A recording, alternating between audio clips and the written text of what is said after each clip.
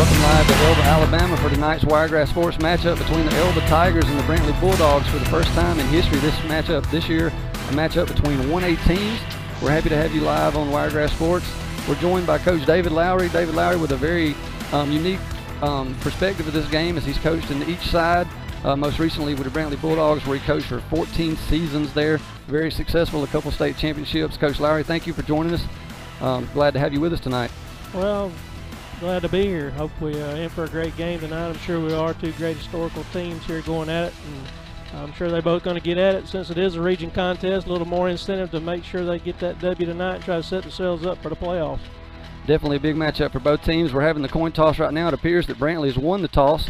They're conferring with the referee to see what they're going to do. Looks like they may have deferred. Going to get the signal here as we're watching at midfield. Brantley has won the toss and is elected to receive. Elba will be defending the end zone to our left. As you watch left to right, we're tuning in from the visitor side here. Elba with the all black uniforms, black tops and bottoms, black helmet.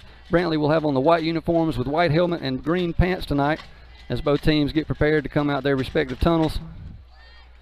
Coach, a lot on the line tonight, as you mentioned, this game with so much impact, both in terms of the rivalry. These schools located pretty close together. They know each other well, play a lot of sports against each other, but this year with Elba making the move to 1A, as you mentioned, it has both regional and playoff implications, so a little extra incentive for each side. No doubt, especially Brantley's already got one region loss to Georgiana, and Elba's yet to play Georgiana, so this is going to be a big matchup to see who may get in the running for that first seed or may wind up third, so it's a huge game tonight. I feel like this is a good time to mention, I believe you're actually from Georgiana High School, so you have an extremely unique perspective in regards to that, and Georgiana has looked great to start this season.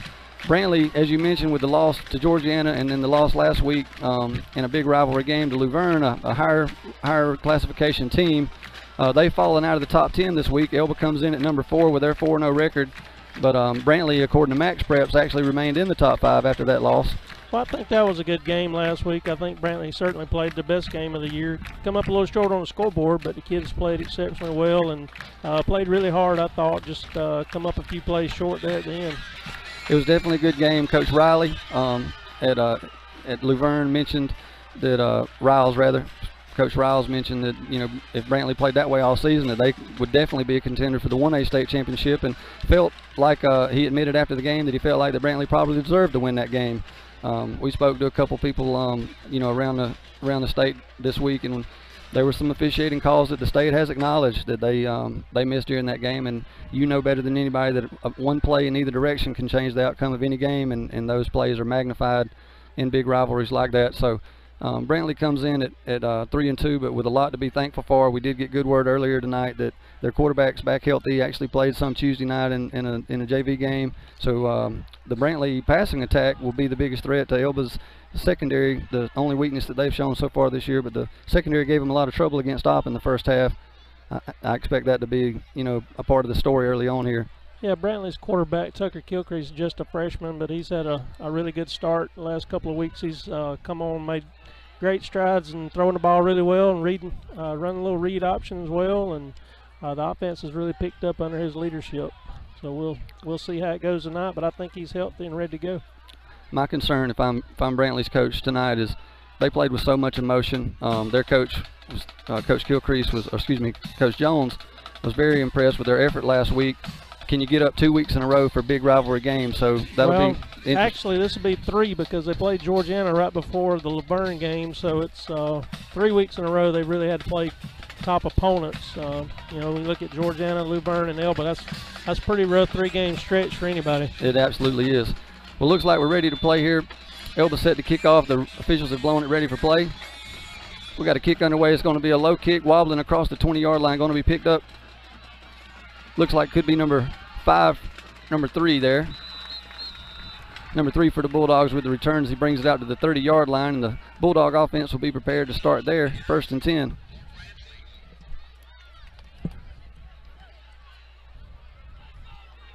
Yeah, it was Kenyon Dixon picking up the ball there on the short kickoff and returning it. Dixon is a 10th grader and getting a little better each and every week. 2nd and 10. 2nd and 10 for the Bulldogs with the returns. He brings it out to the 30-yard line, and the Bulldog offense will be prepared to start there. 1st and 10. Yeah, it was Kenyon Dixon picking up the ball there on the short kickoff and returning it. Dixon is a 10th grader and Pete Harrison, we spoke to Tuesday night on our preview show, he mentioned that they had spent quite a bit of time at Tuesday practice working on the secondary, as we got a stoppage of play right here before we can get going. We'll see what's going on. Looks like we may have an equipment issue on the far numbers. I'll look for Brantley to put it up early. I'd be shocked if they don't. They've had good success with it. Brantley in a 3 wide to the top, 1 wide receiver to the bottom. They are looking back to pass. He's looking left and got a man over here, number 35. That pass and over shoulder, the catch, knocked down out of bounds across the 40. Number 35 and number 4 for Elba on the tackle. That's Seth Ware. Saving a big gain there, but great play on first down. You expected it, Coach, and they're across midfield into Elba territory, 1 play.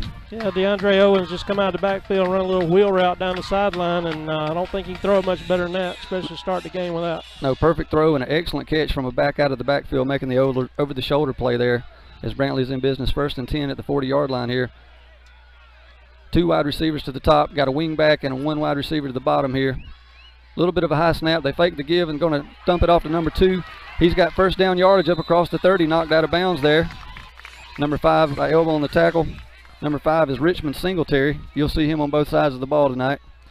Yeah, that was Parker Driggers on a little delay route coming out, just trying to get the ball in his hands. He's got good speed and a great runner with the ball in his hands, so yards after catch are big for him. Well, it was definitely a nice little play there. They cleared out with the wide receivers to that side, some running room for him. Nice first down play again. 2 wide receivers at the bottom. This time looks to be a pass for the 3rd play in a row. They're looking left. That ball tipped by the Elba defense, falls harmlessly incomplete just around the 27-yard line there. Bring up 2nd and 10. Some decent pressure that time. Elba going to pin their ears back if Brantley remains in this pass-happy offense. Yeah, I'm sure we're going to see some blitzes and some other things out of Elba if we continue to see some passes down the field. So they're going to try to put a little pressure on him. I mean, he's young, and they're going to try to get after him, I'm sure. But Tucker's pretty calm for a 9th grader. And it's a catch-22. If you're Elba, do you put the pressure? Do you try to give your secondary a little help with the numbers? 2 wide receivers to the bottom of your screen here, 1 to the top. Give this time to number 5. He's looking for running room on the left-hand side, and he's going to have some as he gets down near the 20-yard line before he falls out of bounds. Going to be very close to first down yardage here. Be 3rd and 2 or 3, it appears at the moment. Nice pickup there on 2nd down to put you in a keep the playbook open. Yeah, they changed it up, got a little run in, and got about 8 yards out of it. So sets them up for an easy 3rd and 2, and obviously I would think 4 down territory, so 2 chances to get 2 yards. Well, Coach, having your expertise in the booth tonight is something I look forward to understanding some of the thinking that goes on when you mention 4 down territory here and the thoughts that you're thinking this early in the game of how those decisions are made. They're going to give it to the fullback this time. That's number 11. He's fighting hard for yardage and going to have the first down as he moves inside the red zone. Brantley picks up that with about a gain of 5 there by number 11, the fullback. Yeah, it's Grayson Layton on the carry, doing a good job just getting that first down. And he didn't run the ball much, but short yardage, he's definitely one you can put in there and get a couple yards. Well, he was a big physical runner, and even though he was a little high that time, he kept the legs driving after first contact and continued to move the power. Looks like we got a penalty there. We do. Turns out they had an illegal formation. That play is going to bring the ball back to around the 26, 27-yard line. It's going to be about 3rd and 8. I still think you're in 4 down territory, so looking here to try to get at least back half of it at least and set yourself up for a manageable 4th down play. So no need to panic, just try to get a few yards here and then see what happens on 4th down. So Brantley looking to the sideline to get the call. You expect them to just try to at least get a chunk of it here, and the Elba defense, after giving up a couple big plays, is trying to make a stop to see if they can get off of the field here. 3 wide receivers to the top of your screen, 1 to the bottom. Quarterback originally looking left. He's under some pressure. He's going to throw it up. He's got a man down there, double covered by the Elba defense. Good coverage there by Elba secondary, and that ball was thrown out of bounds safely. Lived to play another day there by the quarterback. Right. 3rd and 8. You don't want to get sacked and make it 4th and forever. So he did a good job just throwing the ball out of bounds, getting rid of it, and still got a manageable 4th down play. I mean, 8 yards on a passing play is not a lot. So we're still in. Brantley's still in good shape. We'll see here if Elba wants to bring the pressure or if they want to sit back. Brantley going to line up to go for it here with 3 wide receivers to the near side of the field, 1 at the top of your screen. Shotgun formation here for Gilcrease. He's looking to his right. throws it to the check down back. A lot of Elba defenders in the area, and it's going to go incomplete out of bounds, and Elba will take over on downs around the 27-yard line for their first possession. Yeah, Elba did a good job there picking up the back out of the backfield. That's what he was looking at, was a fullback coming out again. But Elba did a good job dropping off the coverage and had him covered up and really know where to go with the football. It'll be important for Elba to keep getting pressure with just their front forward where they can leave as many men in coverage to kind of help that young secondary out. And we'll see what Elba can do here on offense. Obviously, the headliner has been the tight end. We understand he's got 17 offers. Some of those are in different sports than football, too, so quite an athlete. He plays football and basketball. And the running back averaging around 220 yards a game. Wow. So keep your eye on number 5 and also the tight end here as Elba takes over on offense, and we've got to stop at your play. Looks like Elba's only got 10 men. Going to take a timeout. While they take a timeout, we're going to take it with them. We'd like you to take a word from our sponsors, and we'll be right back here on Wiregrass Sports.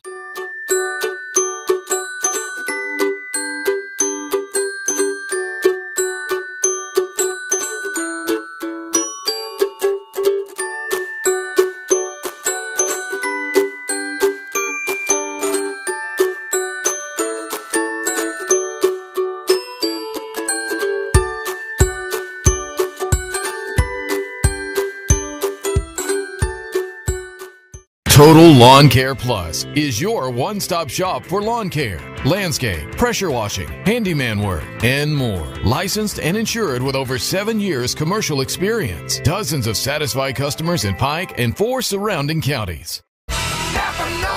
Trojan Auto Parts of Troy, home of Napa Know-How. Stop by and see owners Mike and Melissa Kilcrease and their Napa Know-How team with over 100 years of combined experience. We're the only locally owned parts store in Pike County, and we're fully stocked and ready to serve you.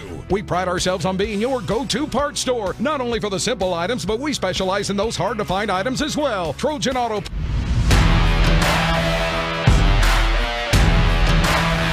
We're live back here at Elba, Alabama. Elba taking over first down and 10 on the 27-yard line. They got 3 wide receivers to the top, 2 to the bottom. Empty backfield here. Going to send the man in motion. Going to be a speed sweep to number 5. He's looking for yardage across the 30. Gain of 4 or 5 there on first down for the Tigers. Yes, obviously they want to get him out in space. Tremendous speed and try to get him on the edge. That's Richmond Singletary, who lined up out wide, but then running the speed sweep there. Several Brantley Bulldogs there to do some good gang tackling there on that play to prevent it from being a big play off the bat. Going to bring up 2nd and 5 officially. Elba elects to go from the huddle. Number 12, your quarterback for Elba, Byron Johnson. Elba has 3 wide receivers to the top this play. Quarterback handles the snap, avoids some pressure. He's looking to run. He's going to turn it upfield and get first down yardage before he evades the Brantley defender to get out of bounds there and pick up a Tiger first down. Yeah, Brantley actually brought a blitz off the top to the trip side, but the quarterback come out the other side and got a good gain. Looks like he may have first down, or if he doesn't, he's right at it. That was number 11, Layton, that had the original pressure, forced the quarterback out of the pocket. Looks like it's going to be 3rd and very short here, less than a yard. Now, the official has signaled first down. Our chain gang hadn't got that memo yet, so they're going to have to hold up. They're having a discussion now whether it's 3rd or 1st. I saw the head official actually give the signal.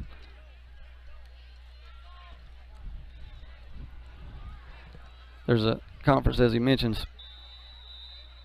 Now they're going to measure. We're going to take a short timeout with you.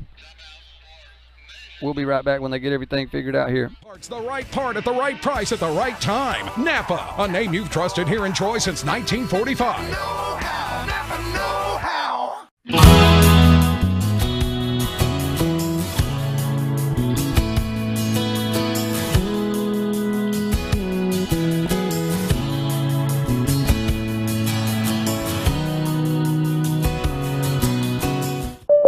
Well, it finally happened, Zachary. Somebody burned down my she shed. Nobody burned down your she shed, Cheryl. Well, my she shed's on fire. The she shed was struck by lightning. Zachary, is my she shed covered by State Farm? Your she shed's covered, Cheryl. You hear that, Victor? I'm getting a new she shed.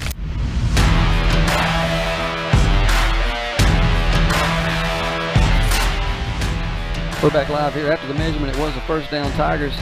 So Elba with their first down of the game here. High snap handled by the quarterback, give to number 5. Looks like big number 63. try to get another number for you real quick, but a second Brantley defender right there at the line of scrimmage to stop that play for no gain. Number 63 and number 5 there. 63 is Quinn Jackson. He's a senior. Been having a good year on the defensive line. I feel like Brantley might have went to a 3-3 stack look on that play just to give Elba a little different look. Number 5, Franklin there for the Bulldogs, also in on the stop. I'm sure they game planned all week to kind of keep an eye on number 5, so I wouldn't be surprised if they didn't have somebody spying him most of the night. Elba under center this play, going to give it to the deep back. He's got running room this time as he crosses midfield. He's got a lot of speed as he crosses the 40. Going to be pushed out of bounds inside the 30, around the 25-yard line there, but a big gain just out of the power I, just a direct give to that side, and Elba with a hat on a hat. Yeah, they ran a little counter trap action there, and didn't take him long to get to the outside and turn it on. It's obvious why he's got so many yards on the year. He can really, once he hits that sideline, it's tough. Pate Harrison on Tuesday mentioned that he would take that player number 5 amongst any in the state in terms of the best player on the team or the wiregrass. He said that the tight end may get the headlines, but the running back was special, and we see it right there. It didn't take him long to get 40 yards, that's for sure. So Elba here with another first down. They're going to be inside the 25-yard line here, 1st and 10. Little wildcat. Going to line him up at quarterback. He's going to give it off to number 7, though, on the speed sweep. He's across the 20, being drugged down there by number 5, and then number 11 bringing some backside pursuit as he's down around the 20 after a pretty short gain considering. Yeah, I'm sure Brantley's okay with him handing off after the couple of runs he's made so far. I'm sure they have some more plays off of that action that we'll see later in the night. Yeah, I'm sure he won't be handing off a whole lot out of the Wildcat. He's going to keep it more often than not. Elba electing to run out of the huddle. A lot of teams this year checking with me on the sideline and running a no-huddle formation where they stay at the line of scrimmage and get the play called in. So a little bit different look from the Tigers as they got 2 wides to the bottom and a man in motion here. Wildcat again as number 5 decides to keep it up the middle, but not much running. The Brantley D-line holds their own, and Mr. Singletary with not much gain. It's going to be 3rd and fairly long here for the Tigers. Yeah, I feel like when he's in a Wildcat, they're going to pretty much stack it and bring everybody up close. I don't think they're playing the pass with him at quarterback. You know, Elba may have a little pass play off of it. We'll see, but certainly Brantley loaded up and went to the line of scrimmage when they saw him at quarterback in the Wildcat.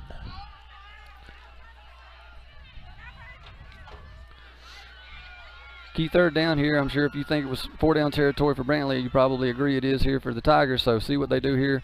Singletary with the carry. He's cutting back and looks like he may have gained 1st down yardage as he crosses the 10. Pretty good spin move there and hard to bring down as well as fast, Coach. Yeah, no doubt. Great run there, and it looks like 1st and goal at the 7, and Elba's going to go to a little hurry up here. They're going to run a quarterback sneak here, try to catch the Brantley defense off guard, and he might have got 2 or 3 yards there across the 5. Be 2nd and goal for theirs. They do try to hurry up and see if they can't catch Brantley sleeping a little bit as they now try to make some defensive substitutions.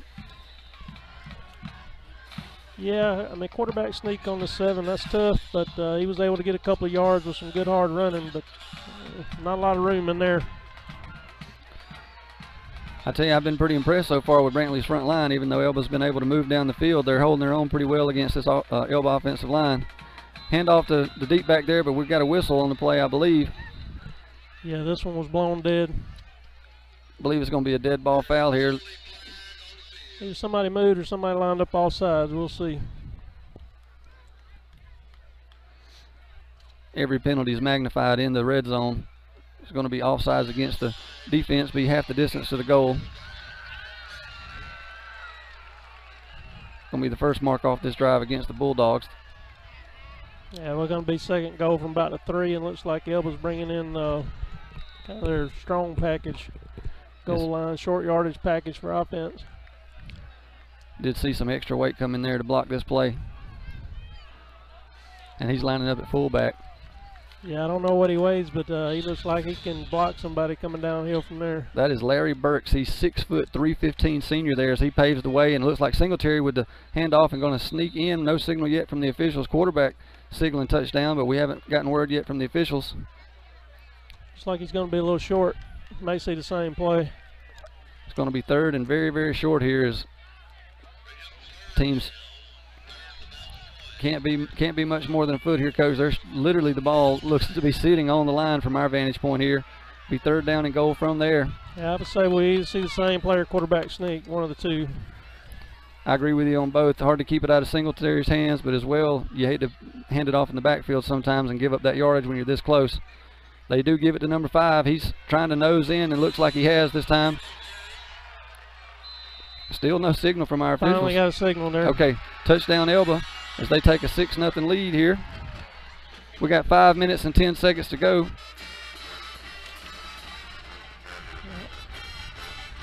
Yeah, Elba was able to drive that ball down the field mainly on the run game. Use a little wildcat and use number 5 in the slot. I mean, they moving him around. Obviously going to use him for the majority of their plays, either getting the ball or decoy. So it's a good job by Elba on the drive and getting ready here for the extra point now. Looks like number 7's on to attempt the PAT. Clean snap and hold, and it definitely a good kick, but it's not through the uprights, so it's no good, and the score will remain 6-0 with 5:10 to go here in the first quarter.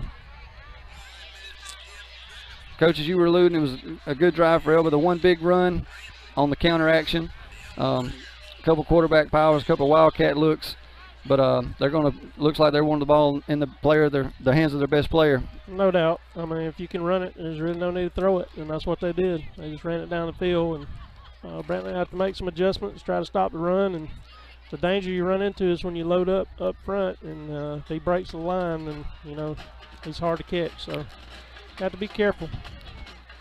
So 6-0 Elba here, 5:10, first quarter your score.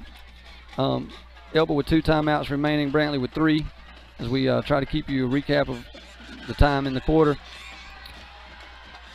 Number 12 on to do the kickoff here, duties for Elba. Brantley with number 11 back deep, number 3. It's like they're setting up for a short kick. I don't know if he's going to try to pooch it over the front line or doesn't look like he's trying to kick it deep down the middle though. Well, he kicked a low dribbler the first time, and he does. He's teeing up that way again. This one a little bit deeper, end over end kick, actually over the Brantley defender's or receiver's head. It's going to be returned though from behind the 10. Elba with a great job of coverage right there.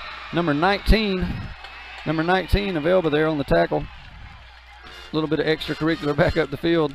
Yeah, Brantley let that one get over their head, and Elba did a good job of getting down the field and covering that for a tackle on about the 10-yard line. Not exactly the field position you want to start the drive with. No, Desmond Robinson there would have tackled to have it just outside the 10, and maybe it was a decoy. I agree with what you saw, Coach, and it was a short kick the first time around the 30, but a good job that time by the Elba kickoff team to both kick it deep and cover it well. Got a couple wide receivers to our near side. Going to give it to the running back this time. Those not much doing. Going to be tackled right at the line of scrimmage. Short to no gain there. Yeah, that was DeAndre Owens hitting it right up off left guard. May have got a little bit, but doesn't look like that chain moved hardly any. Number 79 there, Larry Burks, the guy who was playing fullback on that power formation for the Tigers on offense, clogs up a lot of real estate on defense, along with number 72. Going to be tough sledding for the Brantley O-line there. No doubt. They got some good size in there. Hard to move those big guys. Burks and Bradley Adkins. They fake the handoff this time and looking to the right, got number 2 out of the backfield, but he may have been tackled behind the line of scrimmage. There's the Elba pursuit led by number 5 there to make the play as soon as he catches the ball. No run after the catch. Yeah, I think he actually lost a yard there. Pass was completed to Parker Driggers, but looks like it's going to bring up about a 3rd and 11. Sure, Brantley go to some kind of spread formation here and try to push the ball down the field and get a first down. Certainly don't want to punt from back here. If you do, you're going to give Elba great field position. Yeah, definitely. This first down here means more than just 3 plays, as it will definitely affect the field position. Brantley definitely spreading the field wide here. Elba with no safety. Should that matter? The quarterback under some pressure, looking, still trying to make a throw, and he's going to throw it over the middle. That ball deflected a couple times. Not sure if it was intended for number 18 or number 10. Probably looking for number 10 there for Brantley. He's one of their best receivers, Mr. Messiah Burnett. But it's going to fall in complete and going to be a punting situation here as it's 4th and 11 for Brantley, their second possession. Yeah, and as you notice, you might can figure out who's going to be back returning the punt. Yeah, back to return for Elba's number 5. Certainly got to be careful here. You don't want to give him the ball in open field. make one or two guys miss, and then be careful, he might make a house call, so you got to be careful here on the punt. Richmond Singletary with his feet on the 45-yard line of Elba, and it's even going to be a shorter kick. He fair catches it, though. Good coverage by the Brantley return team, or coverage team there, as Elba will take over their second possession at the 40-yard line. 1st and 10 from there. Well, a short kick and a fair catch is better than having him return one for sure, but Elba with great field position here, starting on about the 39 of Brantley. Yeah, all you can ask for as a defense, get your offense back already well into their territory. Elba with 2 wide receivers to the top of your screen here, 1 to the bottom. Quarterback in sort of a pistol with Singletary to his right, going to bring a man in motion. Fake it to him, give to Singletary, but we got a whistle. A lot of motion going on before the snap. We'll see what the indication here is.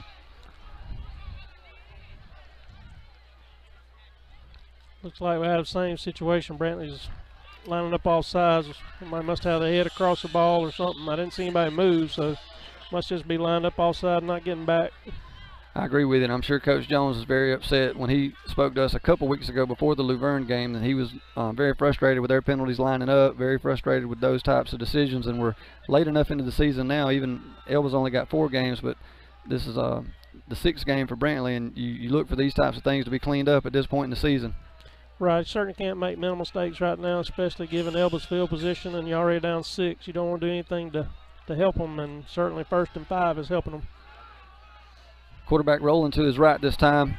Some pressure by number 11 of the Bulldogs. Quarterback throws back across his body into a lot of coverage. 2 Bulldog defenders there as well coverage by Brantley. A couple players slow to get up here. Several players collided at the ball. That ball belongs to the defense just as much as it does to the offense, and Brantley definitely made an attempt to take over right there with an interception, but it's going to be 2nd and 5.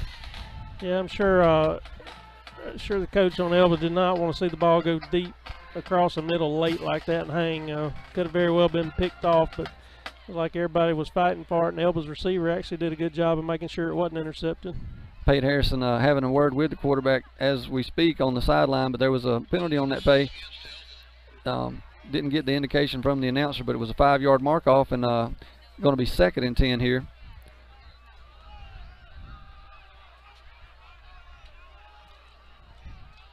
So Elba gives the 5 yards back. Probably thought they had a free play there after the short 1st and 5. It's going to be 2nd and 10 just inside the 40. 2 wide receivers to each side.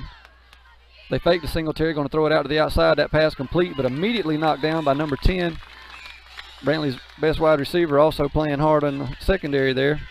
Number 10, that's Messiah Burnett with a quick tackle on at corner. Yeah, you're going to see a lot of guys going both ways tonight. So you hope it don't show up in the 4th quarter with people getting tired. But at least the weather's a little better tonight. And, you got kids going both ways. They should be able to hold up pretty good tonight. Definitely nice to be into October football. Exciting time of year for a lot of sports. Have the baseball playoffs going on. I believe there was 4 playoff games tonight in Major League Baseball, and Troy Trojans played last night. Got the ranked Elba Tigers against the Brantley Bulldogs tonight. We have another stoppage in play here.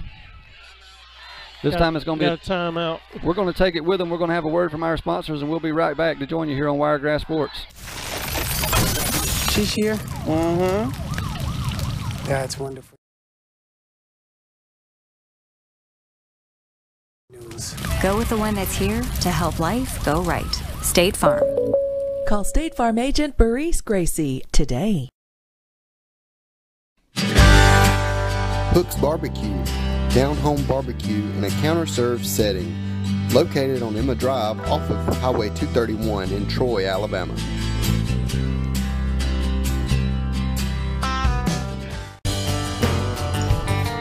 South Alabama Stockyard, now under new ownership, is still family owned and operated by cattle farmers right here in Southeast Alabama.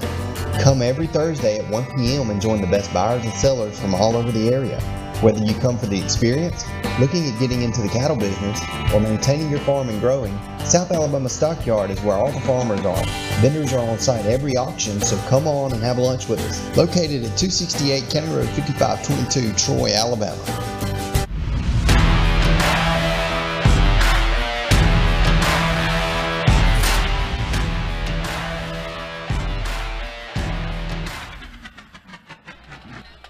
Welcome back live. A big 3rd down and 10 here for the Elba Tigers. 3 wide receivers to the top of your screen.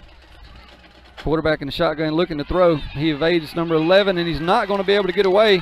That's the 2nd time that number 11's got his hands on the quarterback in the backfield. This time number 63 of the Bulldogs there to finish him off. Yeah, it was Grayson Layton on the tackle, bringing up about 4th and 15. We'll see if Elba's going to punt or if they going to let it go for it. Looks like they're going to bring on the punt team. Lathan and Quindarius Jackson there for Brantley, taking Elba out of what would have probably been 4-down range, but the big sack here in the 4th and long, Brantley actually gets the ball back for their offense, so a good job to hold there by the Brantley defense, keep this thing close early on. No doubt that was a big stop to keep it at 6-0 because it could have easily started getting away from them if they pop a long play right there and make it 12 or 14-0. Nice high punt here. Going to land right around the 15 and take an elbow bounce inside the 10. Brantley elects to let that go, and it's going to be down right at the 1-yard line. So terrible field position here. Great job by Elba's to pooch it right where they wanted it and have great coverage down there. It's going to be a long way to go for the Bulldog offense here. Yeah, I don't think you could have punted it much better than that. Put it out in about the 1-yard line. So that looked like number 12 of Elba with the pooch punt there and great coverage. Probably a tough decision whether to try to field that or not, but it's going to be a long way to go. 99 yards between Brantley and the tie game here. Well, typically you try to tell kids not to catch one inside the 10, and that was definitely inside the 10, so you don't want to fumble one for sure. It's better to get it on the 1 and fumble one down there. Brantley a benefactor last week of a big turnover in the punt game, so maybe a smart job there, as you mentioned. Well coached to let that ball roll, and this time it just didn't bounce in your favor. Brantley trying to just get some running room up the middle that time, and they do get 2 or 3 yards, get out near the 4-yard line to give themselves a little more room to operate. Be 2nd and about 7 here. Yeah, I think that was Bryce Dunn on the carry. They actually lined up in the eye then. You don't see them in the eye a lot, but when you're backed up like this, you just got to try to get a little room to operate. So he's trying to get a few yards there. Definitely taking what you can get. And speaking of not seeing very often, you know, Elba kind of went away from number 5 the last series. We'll see how that plays out as well. Right. Kind of surprising. Another handoff here and a lot of running room there as Brantley's near 1st down yardage right at the 10. Looks like number 5 or number 6 on the carry. Number 5. Yeah, I think that was number 5 able to hit it off tackle there. I think they took your advice. They got away from the big guy in the middle, went a little off tackle, and it worked a little better. Clock running here, under a minute to go in the 1st quarter, but they did a great job there. Brantley's now got a 3rd and very short here to pick up this yardage, get a new set of downs, and continue to at least try to flip the field if nothing else. Yeah, this is a big play to make sure you get some field position here. Brantley remains under center. Now they broke through. They've got a man going to be brought down across the 40, but a huge 31, 32-yard gain there. A quick hitter caught Elba off guard once he broke through the line of scrimmage. That's number 20. Yeah, that was 24, Bryce Dunn. Just hit it right up the middle. Fullback, just a quick dive and was able to pop it. Elba may have tried to been bringing pressure to keep him backed up, and didn't look like they had a safety in the middle of the field. So when he got by the linebackers, he just had some good running room there to kind of flip the field. Elba sold out to try to stop the short yardage, but once he broke containment, great run there, 32-yard pickup. Brantley, and they've got a 1st down close to midfield here. And they immediately go back to the spread. We'll see if they try to get one off before the quarter ends. They do get it off. Quarterback looking to throw. He's got a man. Pass just off of the mark there, intended for number 11. He was covered by number 25. Yeah, they had good coverage there. Really wasn't a lot there available. Looks like that our game clock has come down to 0. They may check that and put a few seconds on the clock since that was an incomplete pass. Yeah, there was 11 seconds, I think, when they snapped it, so I don't think that play took 11 seconds. Looks like they may put 3 or 4 seconds back on. I think they're calling Brantley back on the field, and they've added 4 seconds to the game clock here. So we're going to have one more play at least in the first quarter. Quarter can't end on a defensive penalty or a couple other circumstances here, so we'll see actually how many plays we get, but there will be. They had put 4 seconds on, and now our clock operator now has we're at 12 reset it, minutes, so we're not 100% sure here, but we believe that this is it's still a first quarter play. That's for sure. First quarter play with 4 seconds to go now on the game clock. 2nd and 10, Brantley in the shotgun with 2 wides to each side. They fake it to the tailback on the read option there, and they bring the quarterback down for a loss in the backfield. Number 19 and number 16 on the play. That'll definitely end our first quarter. We're going to hear a word from our sponsors, and we'll be right back on Wiregrass Sports to start the second quarter for you. When you want the best for your pet, choose Southern Animal Hospital and Pet Resort. Our passionate and dedicated staff will make your pet feel as if they were at home. We are a full-service small animal hospital covering all areas of veterinary medicine. Dr. Steve Barron makes sure that all clients are well-informed and satisfied with services. We are equipped with an indoor boarding facility, surgery suite, laboratory, digital x-ray, and ultrasound. Choose the best care possible for the ones you love dearest with Southern Animal Hospital and Pet Resort.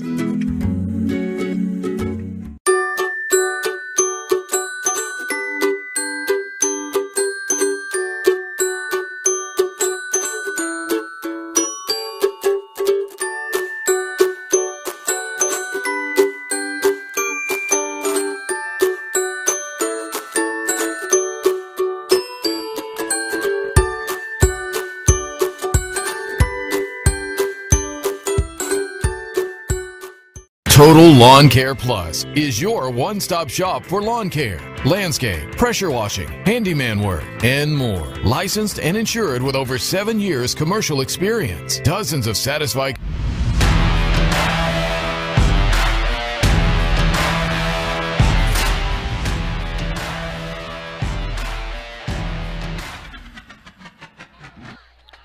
We're back live here to start the second quarter. 6-0 your score is Elba ahead here over the Brantley Bulldogs, but Brantley with a big play, about a 32-yard gain, trying to get the ball across into Elba territory. They're going to run a screen right here to number 10 as he's across midfield. Going to have first down yardage around the 43-yard line. Great play there by the Bulldogs.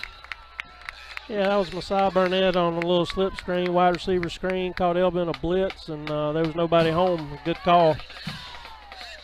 First down Brantley, that's their second first down of this drive. And in a close game like this, field position so critical, at least they've got the ball off of their 1 yard line, if nothing else. They're going to give the fake on the read this time, and the quarterback looking for room around the left side. Elba defender number 35 comes up and makes a nice tackle after a very, very short gain. Has the Elba sideline fired up over there. It's a pretty good lick for the open field. It is. Elba did a good job running to the football there. It looked like he might have a little room when he first got out there, but Elba's speed showed up and beat him to the corner. Only was able to get about a yard, so bring up about a 2nd and 9. Got to give Kilcrease a lot of credit there, though. You talked about his poise, you know, with his age here in classification, but when you talk about the read he made, the defender was literally tackling the guy that he was making the fake to, so a good play by him to pick up positive yardage there. We got a whistle here. I think, again, somebody may have lined up all sides, or either somebody moved, not sure which. The official here near side active to start the game, and it is offsides this time on Elba. So that'll be 5 yards. Bring up 2nd and about 4 here. Much different situation. No doubt. May change the play now. Certainly both sides having a little trouble getting lined up tonight on defense. It's unusual to have so many to line up all sides. 2nd and 4 is going to be the situation here. Clock running under 11 minutes here in the second quarter. Brantley on the move, trying to see if they can't tie or take the lead here. Fake to the running back, and the quarterback's going to keep it across the 30.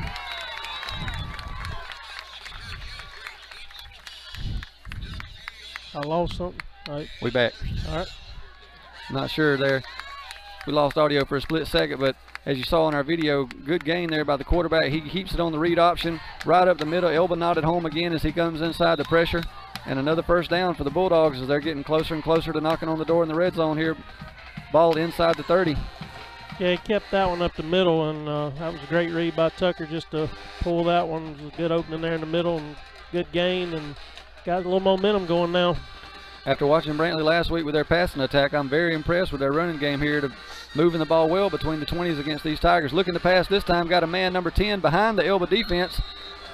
Pretty good throw, maybe underthrew him just a hair. Number 10 upset there. He didn't quite have a better ball, but quarterback under a lot of pressure there. That pass falls incomplete, going to be 2nd and 10. Yeah, I think Burnett got a little separation there. Even though they had him double covered, he had a little separation, may have had a chance. So come up a little short, but again, like I said, he had a lot of pressure, not a lot of time to set his feet and throw that one. We've got a stoppage of play here. Not sure exactly what's going on. Looks like sideline warning against Brantley. I see it. Now they throw the flag where we can see it. We're going to have a stoppage of play, and the head official trying to get the Brantley players lined back a little bit. I like the play call there, Coach, even though they didn't convert. As you mentioned, it does a couple things. Number one, the Brantley wide receiver gets behind the Elba defense, so they may force Elba to play a safety, which will open up that running game a little more. We're trying to decide if it was a warning or an infraction, because I'm trying to find out or look and see. Looks like he picked it up and threw it again, so I'm not sure if he threw it once or twice. Right, we're having a note being made here. We don't have a call yet, but we know that we saw the signal for the sideline, warning. But as you mentioned, there was a second flag thrown after the way, and Coach Jones having a word with the head official here. No attempt so far to move the ball, so hopefully it was just a warning. Yeah, that would definitely change things if they actually marked one off, but and now looks like Brantley may be backing up. Now it looks like the Brantley offense is going to move, and they're calling it unsportsmanlike is the call against the Bulldogs. So you go from a 2nd and 4. You go from a 2nd and 4 inside the 30 to the ball now moved back across the 40.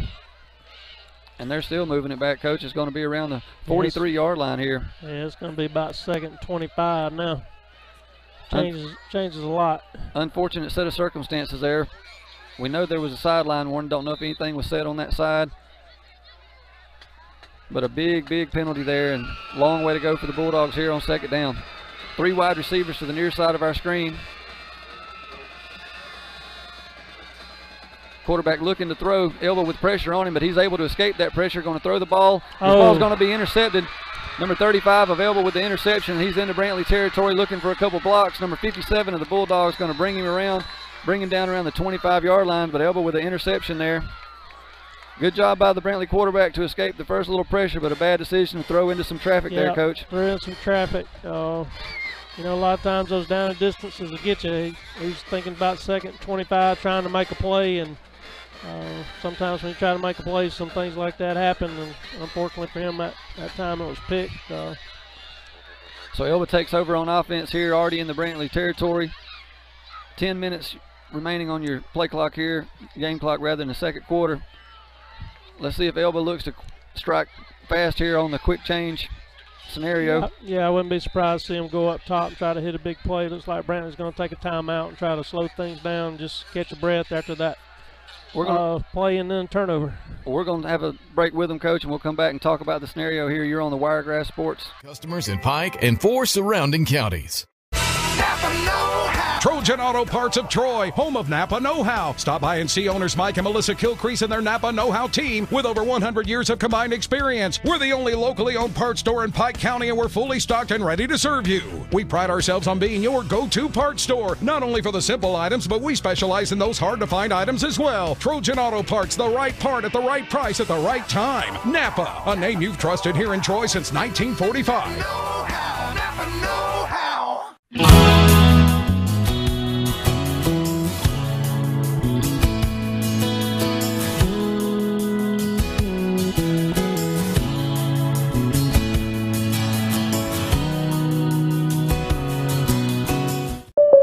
Well, it finally happened, Zachary. Somebody burned down my she shed. Nobody burned down your she shed, Cheryl. Well, my she shed's on fire. The she shed was struck by lightning. Zachary, is my she shed covered by State Farm? Your she shed's covered, Cheryl. You hear that, Victor? I'm getting a new she shed. She shed?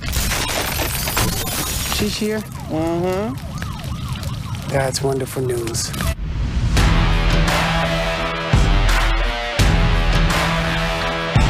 We're back live here in Elba. 10 minutes to go, 2nd quarter. Elba takes over after a turnover, and they're looking to throw here on 1st and 10. They got a man over the middle, but that pass is going to be intercepted. One play right back over to the Bulldogs is number 6 for Brantley. Great play there in coverage to get the interception and get the ball right back for Brantley. They're going to be pinned back, but I'm sure they're very happy. Yeah, that was a big play. Lucas Richardson there on interception. One turnover led to another, and Brantley's back again, but starting on the 1-yard line all over again. Kind of a cardinal rule there to throw over the middle late, but great job by number 6 being in the right place at the right time, and Brantley very fortunate here to probably have the ball and still only be down 6. No doubt. Don't know if it's a schematic thing, Coach. We'll have to pay attention if Brantley's giving them a look that deters them from running based off of the numbers, but kind of surprised to see Elba continue to go to the air here. We'll see if Brantley's under center run game can be effective again, but we're going to be blown dead here with another penalty. Yeah. Sloppy game here early, Coach. The flag on our sideline over here works. I can say that much. I agree with you. Another person lined up all sides. So don't know that I've seen this many lined up all sides in the first quarter, but maybe defensive linemen need to back up a little bit. Apparently, his interpretation, they're going to have to make an adjustment to his That's interpretation right. of the neutral zone. And if he's calling it, then you better back up. That's right. So that's, I'm sure as a coach, that's one of the things you're focusing on early in the game is seeing how the game is called. Is it being called closely, loosely, and you have to adjust your game plan to that sometimes. No doubt. And unfortunately, or fortunately, they always right because they got the flag. Well, Brantley with some running room here, and they under center and handing off again. They're going to be up close to the 10-yard line, maybe down around the 8 or 9 there. The 5 yards is a key penalty in that situation. Huge. To give them that much real estate. And Brantley now with the second and very short to try to get out of the hole here. No doubt. Just a similar situation to what they were in on the last drive. Just trying to get first down and get a little breathing room. Don't want to punt from back this deep. And I know it doesn't necessarily fit what they want to do on offense, but they have been effective under the center here with the power run game and trap game. They have. The eye has not been bad to them at all. They give it to the up back again with the quick hitter, and looks like he will have first down yardage. He's going to be down around the 13-yard line. Yeah, they're going to move the sticks on that. That's Bryce Dunn on the carry again, just right up the middle. Nothing fancy, just turn around and give it to the fullback. So a first down play there on second and short, and we don't have a look at the statistics right this moment, but I'd venture to say that Brantley probably is dominating the yards here and definitely dominating time of possession, and we'll have to see what type of effect that plays as the game goes along also. Right. Brantley very effective so far, in between. Brantley's moved the sticks quite a bit. Yes. Just haven't been able to get on the scoreboard. But 8:57 clock moving here, 1st and 10 Bulldogs. They give to number 5, and this time he's going to be hitting the backfield, but he escapes the first man, but too many Tigers in pursuit. Going to be a loss on the play as he's thrown to the ground pretty hard there behind the line. Yeah, Elba's running to the football in. He was able to get away from one, but it looked like about 4 or 5 more came just as soon as that one got off. So tough play on first down. Now you're behind the sticks again, 2nd and long. Number 52 for Elba, one of the first to get there. That's Marion Terry. He got there with an attitude when he did, Coach. He did. Yeah, we'll see what Brantley's going to do here. You're kind of worried about throwing when you backed up this far, but they may have to if they're going to get a first down. Well, it's 2nd and long, Coach, and only 5 seconds left on the play block. Brantley a little slow getting that play in. We're going to see down to 1. They do get it off. They fake the speed sweep, looking to throw. They are throwing over the middle. Brantley with a wide receiver behind Elba coverage again. That pass is completed. They run it down the sideline. It's going to be a foot race, and number 8 with a shoestring tackle right around the 14-yard line to save a touchdown. Great individual effort there by the Elba secondary, but a huge gain there on 2nd and long. Number 25. Yeah, that's Tyler Booker on the catch. Huge catch. Basically went from backed up on your goal line to down on the other goal line in a hurry. Tyler can really run, and Elba guy did a good job. He didn't quit. He stayed after it, and we'll see how it plays out, but he certainly saved a touchdown on that play. Literally a shoestring touchdown saving tackle there, but you're right, as we go from red zone to red zone, Brantley goes from being backed way up with 2nd and long to knocking on the door here. And just like before, after a big play, they're back to the spread. 3 wide receivers to one side. They're going to give it off around the right end, looking for blocks and not going to find them. Solid tackle there by number 3 on the Tigers defense.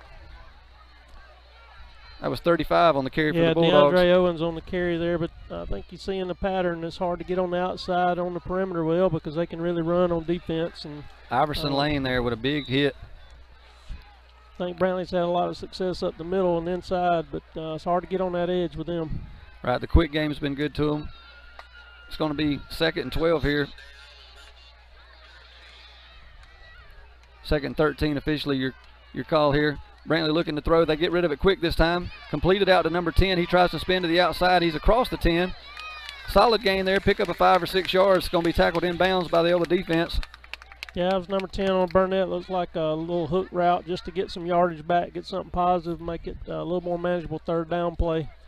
I like the looks of him throwing out of rhythm too, Coach. The 3 steps and go ahead and make one read and get it out. Yeah, make it simple and just get it out of there, especially down here on the goal line. Neutralizes any speed advantage the Tigers would have if you can get to that first read and get it out. Brantley going under center here. Let's see what they try to do. 3rd and short.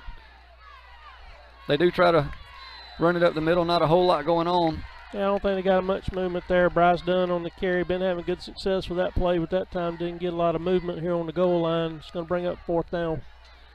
I don't think Brantley was going to ever be content to kick a lot of field goals here in this game.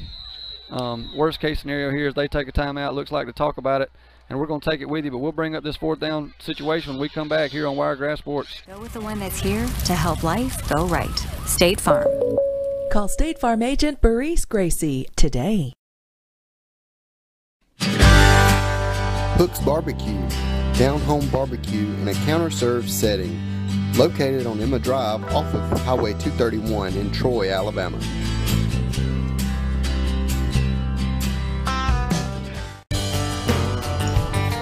South Alabama Stockyard, now under new ownership, is still family owned and operated by cattle farmers right here in southeast Alabama.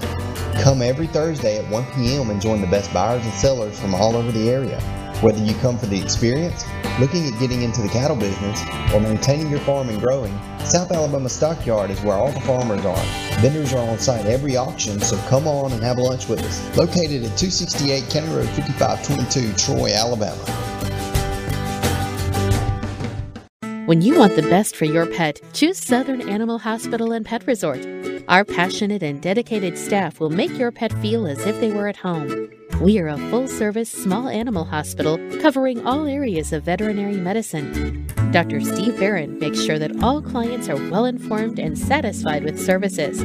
We are equipped with an indoor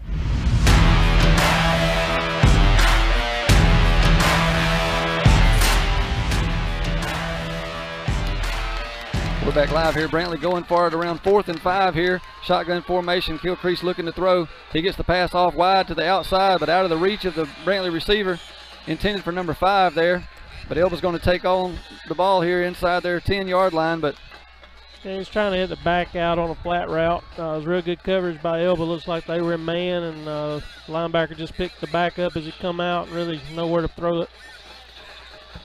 You got to give Brantley credit. They took over there, backed up against the wall. Elba had the ball on the 25-yard line, get an interception, drive 94 yards to the Elba 6, and have a chance, overcame a penalty, have a chance there, but Elba backed up now here in a 6-point game with 5:55 on your game clock here in the second quarter.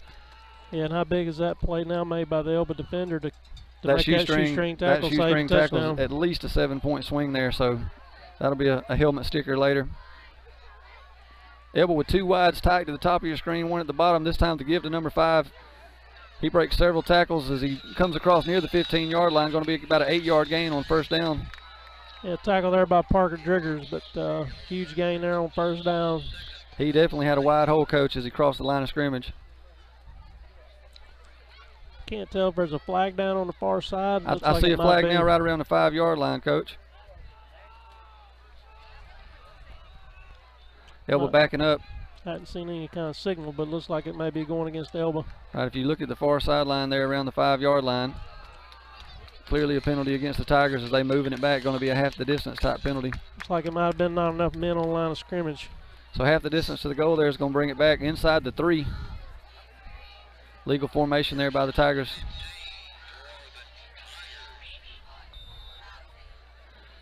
So it'll remain first down, but now first and about 13. Quarterback standing in the end zone here for this shotgun snap. 3 wides to the right for Elba. Singletary on the curve again. Tries to get up near the 5-yard line, but a short gain there. Good job by the front line of Brantley. Not giving up much that time after the big hold on the previous play. Yeah, it looked like Parker Odom at linebacker come in and had to stop there, keep to a short gain. And you almost kind of hold your breath every time he takes a handoff because you know he can go the distance. No doubt. This is going to be a key matchup, getting him down early as he's tough to bring down in the open field. Elba still coming out of the huddle here, going to be 2nd and 12. backed up inside their 5-yard line here after the turnover on downs by their defense. Elba under center, I formation. Old Elba look here, coach, as they give it to the tailback. Fighting for yardage, but not much again. Maybe back to the original line of scrimmage, coach. Not much more. Bring up 3rd and 10. No, not a lot there. They ran a little fold play and brought the guard around, led with the fullback, tried to get everybody up in there in front of him, but Brantley did a good job there just holding their own and not giving up a play. Number 63 for the Bulldogs, number 57, number 11, all doing a good job just holding, just taking up space there in that middle and clogging up any running lanes for the Tiger offense. Be interesting call here, see if they want to put it in the air. They're going to give it to Singletary. He's looking to his left and got some running room. Crosses the 10, not going to be first down yardage. Yeah, look, when it first started, like it might be a good hole and he might pop it, but Brantley did a good job of closing down, bring up a 4th down, and try to get a little bit better field position than what they've been having. Number 24 coming up from his secondary position, and several other Bulldogs there to bring him down as Elba brings its punt team out. And Brantley's going to be in good shape field position-wise here. Look to get the ball back around midfield at worst. Number 5 back deep to return this kick. Yeah, Brantley sending Jakegas back and Parker Drigger's back, and trying to set up a little return here to get some field position. The last 2 drives started on a 1, so anything be better than that, I think. Under 3:40 on your game clock. Clock running here. Elba set to kick. Got a whistle before the snap. Good kick on the play, but it does not count as there's a pre-snap penalty. Oh, if it's offside, that could be huge. Definitely would be. Doesn't look like it's going to be. Start though. Doesn't look like it's going to be in Elba's favor though, as they back up again. That's a double break, coach. You know that the hidden yardage in these games, the penalty's not necessarily just the 5 or 15 that's called. It's also the play that it took away. A good kick that time by Elba, the ball well across midfield, but not going to count, as the procedure penalty against the Tigers is going to have them close back to that original line of scrimmage, coach, around the 6-7 yard line. Yeah, you don't like to be kicking out of your end zone, and that's what Elba's having to do right now. Number 12 with a good kick to pin the Bulldogs back last time. Let's see what he can do when they need him to hit a long one. High snap. That'll be a safety. That'll be a safety for the Brantley Bulldog defense. So a quick, quick 2 points. That penalty was a lot more than 5 yards, wasn't it, coaches? 2 points and the ball, so that's a huge penalty. So Brantley on the board here, 6-2. Elba have to punt or kick now from their own 20, so Brantley's still going to get the good field position. They just got the 2 points to go with it. You know, you got to feel good if you're the Bulldogs right here, despite the one big play that they gave up to keep hanging in this ball game, and they've moved it really, really well. I would feel really, really good about my offense, and this is just going to be more evidence, coach, of the Brantley offense remaining on the field and the Elba defense losing the time of possession battle tremendously here in the first half. Yeah, I think Elba's got to be a little bit disappointed right now, just having 6 points in this game with the field position they've had for sure. Not only are what they not capitalizing on, but for Brantley to be able to overcome being backed up many, many times to be in this situation here, you really have to you know, look back and wonder what happened if you're Elba. Yeah, I don't think Brantley could have a second half with field position worse than what they've had in the first half. So I think you still feel pretty good, but you want to try to score here. You got 3 minutes for the half. You want to try to run out the clock and score if you can. Elba needs a good kickoff right here after a short one and a long one. We'll see what they do here. They try to kick it deep. Going to be definitely returnable. Number 5 of the Bulldogs takes it coming right up the middle and has some blocking. Going to be real close to midfield. 47, 48 yard line for the Bulldogs to take over this drive. Yeah, that's a good tackle there. Looked like he might have a little more running room than what he did, but Elba did a good job of covering that and just basically cut him down right there where he was, about the 47 yard line. Both teams have done a great job of open field tackling, in my opinion, coach. We've seen a couple holes get closed up pretty quick, and me and you both know that both of these backs on both teams are not easy to bring down at first contact. No, and I think the field conditions may play into it a little bit for tonight's over. Field looks like it may still be a little bit wet from last week and starting to show some wear and tear, and may make it a little hard to cut as the night goes on. Dew point changes this time of year also, so they're going to be that type of moisture on the field as well this time of night. Quarterback going to keep it up the middle, and he's going to have running room across midfield, trying to make a man miss. He goes around number 8, and he's down that sideline. First down yardage and more as he's inside the 35 yard line. We'll see where he's marked. Going to be a little closer to the 40 there, but a great run by Kilcrease. That knee looks pretty good, Coach. Yeah, that was a quarterback draw all the way. There's no doubt what that call was. They knew Elba was coming after him. It was a good call to run the draw, and he hit it up inside and was able to turn out. They're bringing it back. Do not see a flag on the field, but clearly there is one. Must have marked him out way back here. So correction, not a flag on the play, just a different spot. Somebody was overruled there on that sideline. Yeah, about 10-yard different spots. It looked like a flag. Still first down yardage, though, as they're at the 40-yard line. 1st and 10 Bulldogs with 3:10 to go here. They're going to throw the ball this time. Number 2 caught it on what might have been a lateral, trying to pick up a block. There is a flag down this play. He's going to have a couple of yards positive there, but we'll have to check the flag thrown in the Bulldog backfield, and it's going to be holding against the Bulldogs. This one's coming back, Coach. Yeah, just trying to get the ball out quick. The Parker Driggers was able to complete it, but unfortunately got a holding call, so we're going to be backing up. Going to make it about a 1st and 20. Well, if they mark it from the spot, it's going to actually be about 1st and 23. Yes, sir. Spot fell there on the hold, and sometimes that helps you if it's downfield and you don't lose all of a big game. But in this case, it's definitely going to be more than a 10-yard penalty against the Bulldog offense, and they're back into their territory with a 1st and long. Yeah, I think both teams kind of hurt themselves a little bit with penalties in this first half, and maybe the coaches go in, make some adjustments, clean it up at halftime, and get things rolling a little smoother. We'll get into some more of these, halftime adjustments with you especially, but I wouldn't want to be, I don't think, hearing either one of these speeches. Brantley with the speed, the screen underneath there, picking up a big chunk of that, close to 10 yards of that back as they get back into Elba territory here. Nice solid 8-yard play there on 1st and 22 to pick up a good chunk. Yeah, I was Burnett on a little slip screen to the wide receiver. He's doing a good job of coming underneath, and they're catching Elba in those blitzes, and nobody's home at linebacker, and he's able to get good positive gain on 1st down and get a little bit of that yardage back. So Brantley with about a 2nd and 15 here, but they've overcome these in the past. 2 wides to each side. Quarterback looking to throw. He gets rid of it pretty quick. Caught. In and out of the hands of number 10 there. Wouldn't have gotten much, Coach, as he fell down after it hit, but a catchable ball there, but probably a tough catch as well. That was a tough catch, but it's a good throw. It's one of those you hope you complete, but you can understand why he wasn't able to hang on to it. Certainly good effort, just come up a little short on that play.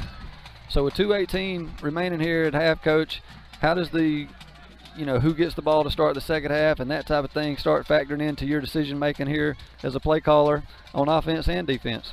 Well, you want to make sure you try to get a 1st down here and definitely try to at least run out the clock for the first half or either score. You don't want to punt the ball and get back to Elba with 2 minutes to go in the half, and then Elba be able to get the ball, start the second half too. So that's what you're trying to avoid, but it looks like Brantley's going to be punting, and Elba will be able to finish the ball with the ball the first half and then get the ball coming out the second half. So not what you wanted on the Brantley sideline, I'm sure. Big sack right there, Coach, on 2nd long. Probably just held on to that a little bit longer than he wished he had. Going to be 4th down and 22 officially here, Coach. Yeah, they're going to have to punt this ball, I would think. Doesn't look like the offense is moving, but 4th and 22. I think they're going to try to take as much time off the clock, probably get a timeout here. Yeah.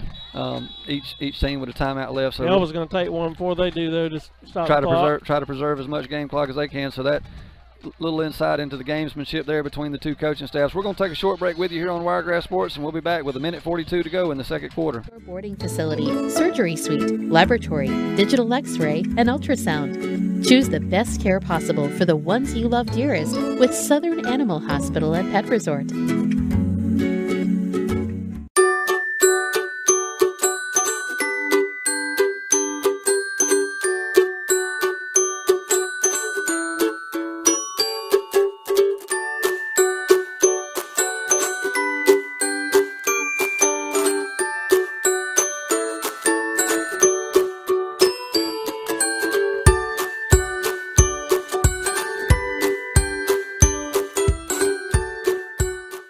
Total Lawn Care Plus is your one-stop shop for lawn care, landscape, pressure washing, handyman work, and more. Licensed and insured with over 7 years commercial experience. Dozens.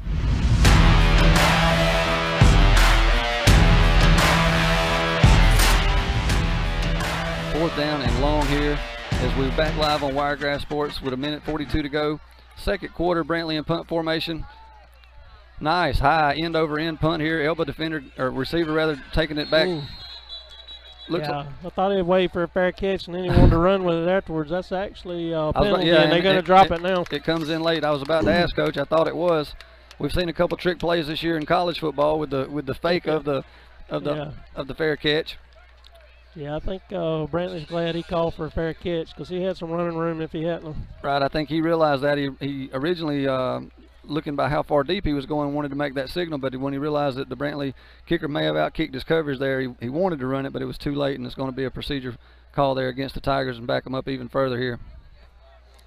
So with 1:37 in Elba's explosive offense, Coach, I'm just going to assume that you're probably going to take a shot or two early and see if you get some yards here. Or are you content to go in the halftime up 4 and regroup? Well, backed up this far. Backed up this far, I'm probably going to give it number 5 a couple times, see if he can pop one. And if he doesn't, then I'm probably going to just try to run out the clock. But we'll see what Elba does with it. Well, when I spoke of taking the shots with Elba, that's exactly what I was speaking of, since he's their marquee offensive weapon. So it's you're going to get the clock running if he doesn't make a play, but he definitely could break one the length of the field at any time here. No doubt. I'd give it to him and see if he could pop one, try to get him to the outside and see what happens, and then you kind of make your calls from there. But if he doesn't get much, then I'd probably just try to run out the clock. Elba in the shotgun here with 3 wide receivers to the near side of our screen. They do give it to him. He's looking this way. Good job there by the Brantley defensive line. That looks like it might have been number 12. Number 13, Coach? Yeah, number 12, Tucker Kilcrease, was in there. Number 13, who just actually came to Brantley this year. He's actually a transfer from Strong. Horn just come in. He's done a good job. He's real quick up front. Not big, but real quick. Would have been some running room there past that had he not brought him down, but only a 1-yard gain there. Clock running near 1 minute to go here in the second quarter. High snap, able to get it and get it off, but not going to be much going again as he's barely across the 10-yard line, Coach, and not the couple plays you were hoping for if you're Elba and Brantley with the timeout here. Yeah, I think Brantley would love to see them punt and see if they can snap one over their head again. We're gonna stay live with you. We're so close to halftime and discuss this situation. Roland Jones there with the timeout, as you mentioned. If Elba's already snapped the ball over their punter's head, so you got to know that that's in their mind. So to force a punt from Elba back here, not only are you trying to get the ball back for your receiving team so much, but you may try to block a punt here. You may hope that they make a self-inflicted error as well. So right, I thought Elba might actually run the 25-second clock down on the other plays just to try to take some time off in case you didn't pop it, because I'm sure Coach Pate doesn't want to snap one down here either. Well, they definitely went for that second shot at it, but I'm sure this will be, I'm sure there's a lot of chess match going on in both huddles right now to try to determine how they want to handle the next 59 seconds. Yeah, I'd be shocked if Elba come out and threw the ball here. But you never know. You never know. They definitely going to have to take a look at their snapping, both in terms of the quarterback center snap as well as the long snapping here, as they've had several mishandled snaps. Yeah, the quarterback actually did a good job on the play before. It was a little high, and he was able to handle it and get it back down. Spoke to an unnamed source, coach from Elba this week, who thought maybe Elba had been patted on the back a little bit too much, might come in overconfident. Other than the first 3 quarters of the op game, Elba hadn't been in many tight situations. So that'll be a story to follow as well in the second half, is how they handle this pressure as a close game gets later and later. They do give a handoff as you expected, fighting across the 10 up near the 15-yard line. Not going to be first down yardage here. No, it's going to bring up 4th down. I'm sure Elba's going to run the clock down as far as they can, though, before they do anything with it. Brantley making some substitutions here, going to try to keep Elba honest with whatever they do attempt. Elba definitely should want to punt this ball away. Difference between the game clock and play clock going to be around 10 seconds. Interested to see if Elba, who's out of timeouts, won't be able to take a timeout here, so they'll need to get this off. Yeah, you got to think Brantley's going to go after the block here. They're lining up as if they're planning on trying to put some pressure. Good snap this time. They do get a piece of it. High kick going to come down around the 40-yard line and kind of die right there, maybe get a yard or two of Elba bounce. Yeah, they're going to get a penalty for roughing the punter, but it's one of those situations where you might as well go for the block. And if you do get a penalty, there's only 4 seconds left in the half, so I don't blame them for going after it.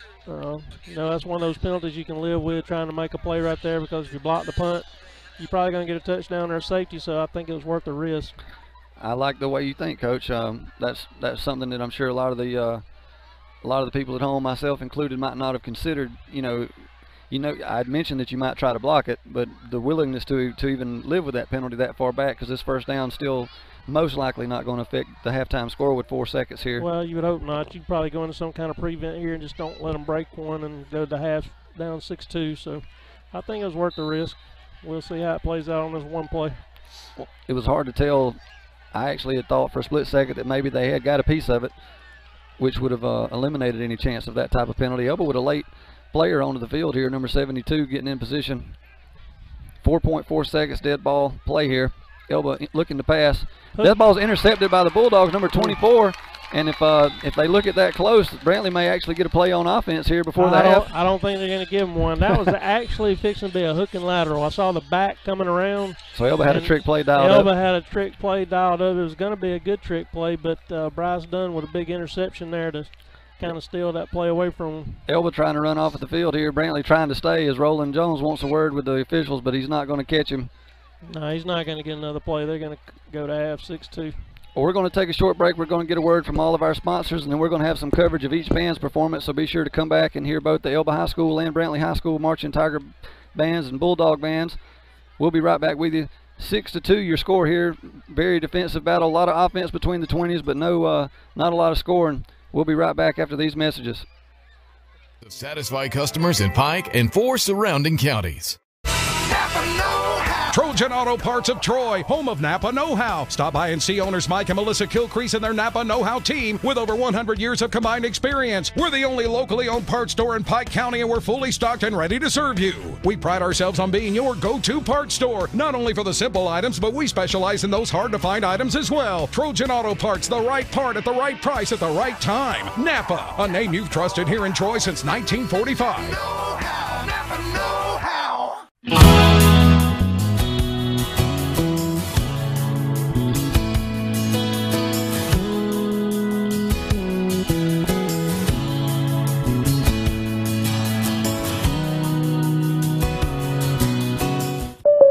Well, it finally happened, Zachary. Somebody burned down my she shed. Nobody burned down your she shed, Cheryl. Well, my she shed's on fire. The she shed was struck by lightning. Zachary, is my she shed covered by State Farm? Your she shed's covered, Cheryl. You hear that, Victor? I'm getting a new she shed. She shed? Mm-hmm. That's wonderful news. Go with the one that's here to help life go right. State Farm. Call State Farm agent Burris Gracie today. Hook's Barbecue, down-home barbecue in a counter-served setting, located on Emma Drive off of Highway 231 in Troy, Alabama.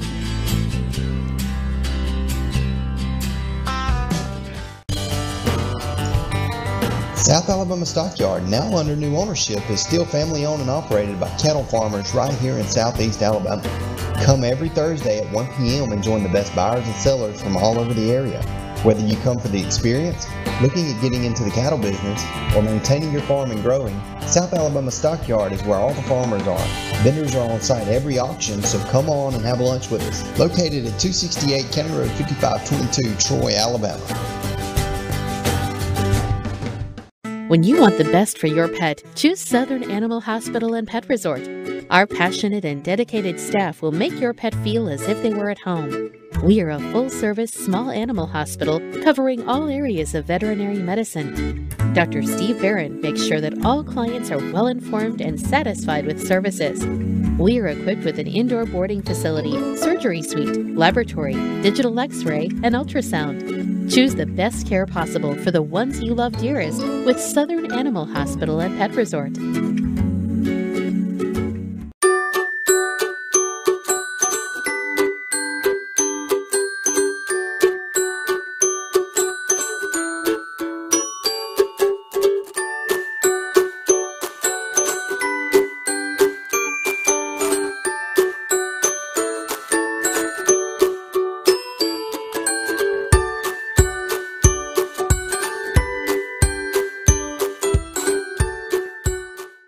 Total Lawn Care Plus is your one-stop shop for lawn care, landscape, pressure washing, handyman work, and more. Licensed and insured with over 7 years commercial experience. Dozens of satisfied customers in Pike and 4 surrounding counties.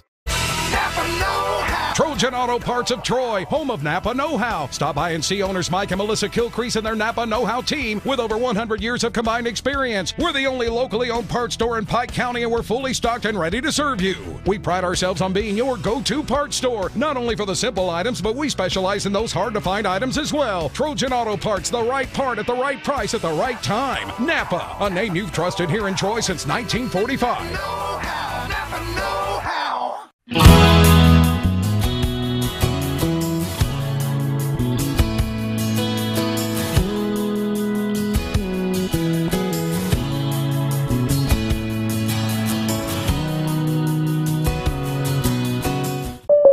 Well, it finally happened, Zachary. Somebody burned down my she shed. Nobody burned down your she shed, Cheryl. Well, my she shed's on fire. The she shed was struck by lightning. Zachary, is my she shed covered by State Farm? Your she shed's covered, Cheryl. You hear that, Victor? I'm getting a new she shear she shed. She shear? Mm-hmm. That's wonderful news. Go with the one that's here to help life go right. State Farm. Call State Farm agent Burris Gracie today. Hooks Bar.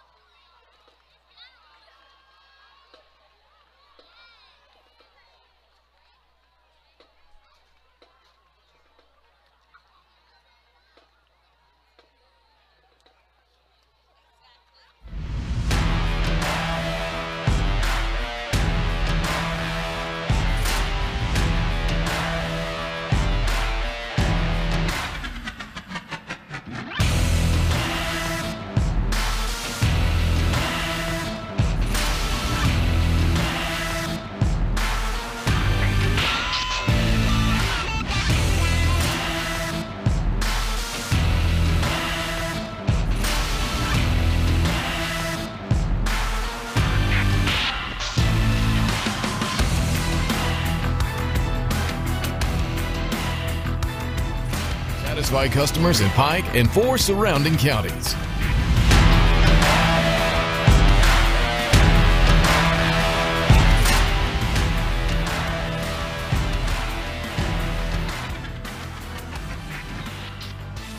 Welcome back to Tiger Stadium in Elba. We're joining you right after halftime here. Get this camera reset. We hope you enjoyed the halftime festivities. The Elba and Brantley bands both did a great job. We got a little about a minute left here, Coach, in our halftime warm-ups for each team. Got a 6-2 ball game. Not a lot of score. A lot of people, if they're just now tuning in, probably expected. Coach, what's some of your thoughts on the first half action? I thought it was a good first half. I thought both teams getting after it. Sometimes you make some mistakes when you're trying too hard, and maybe both teams will settle down in the second half.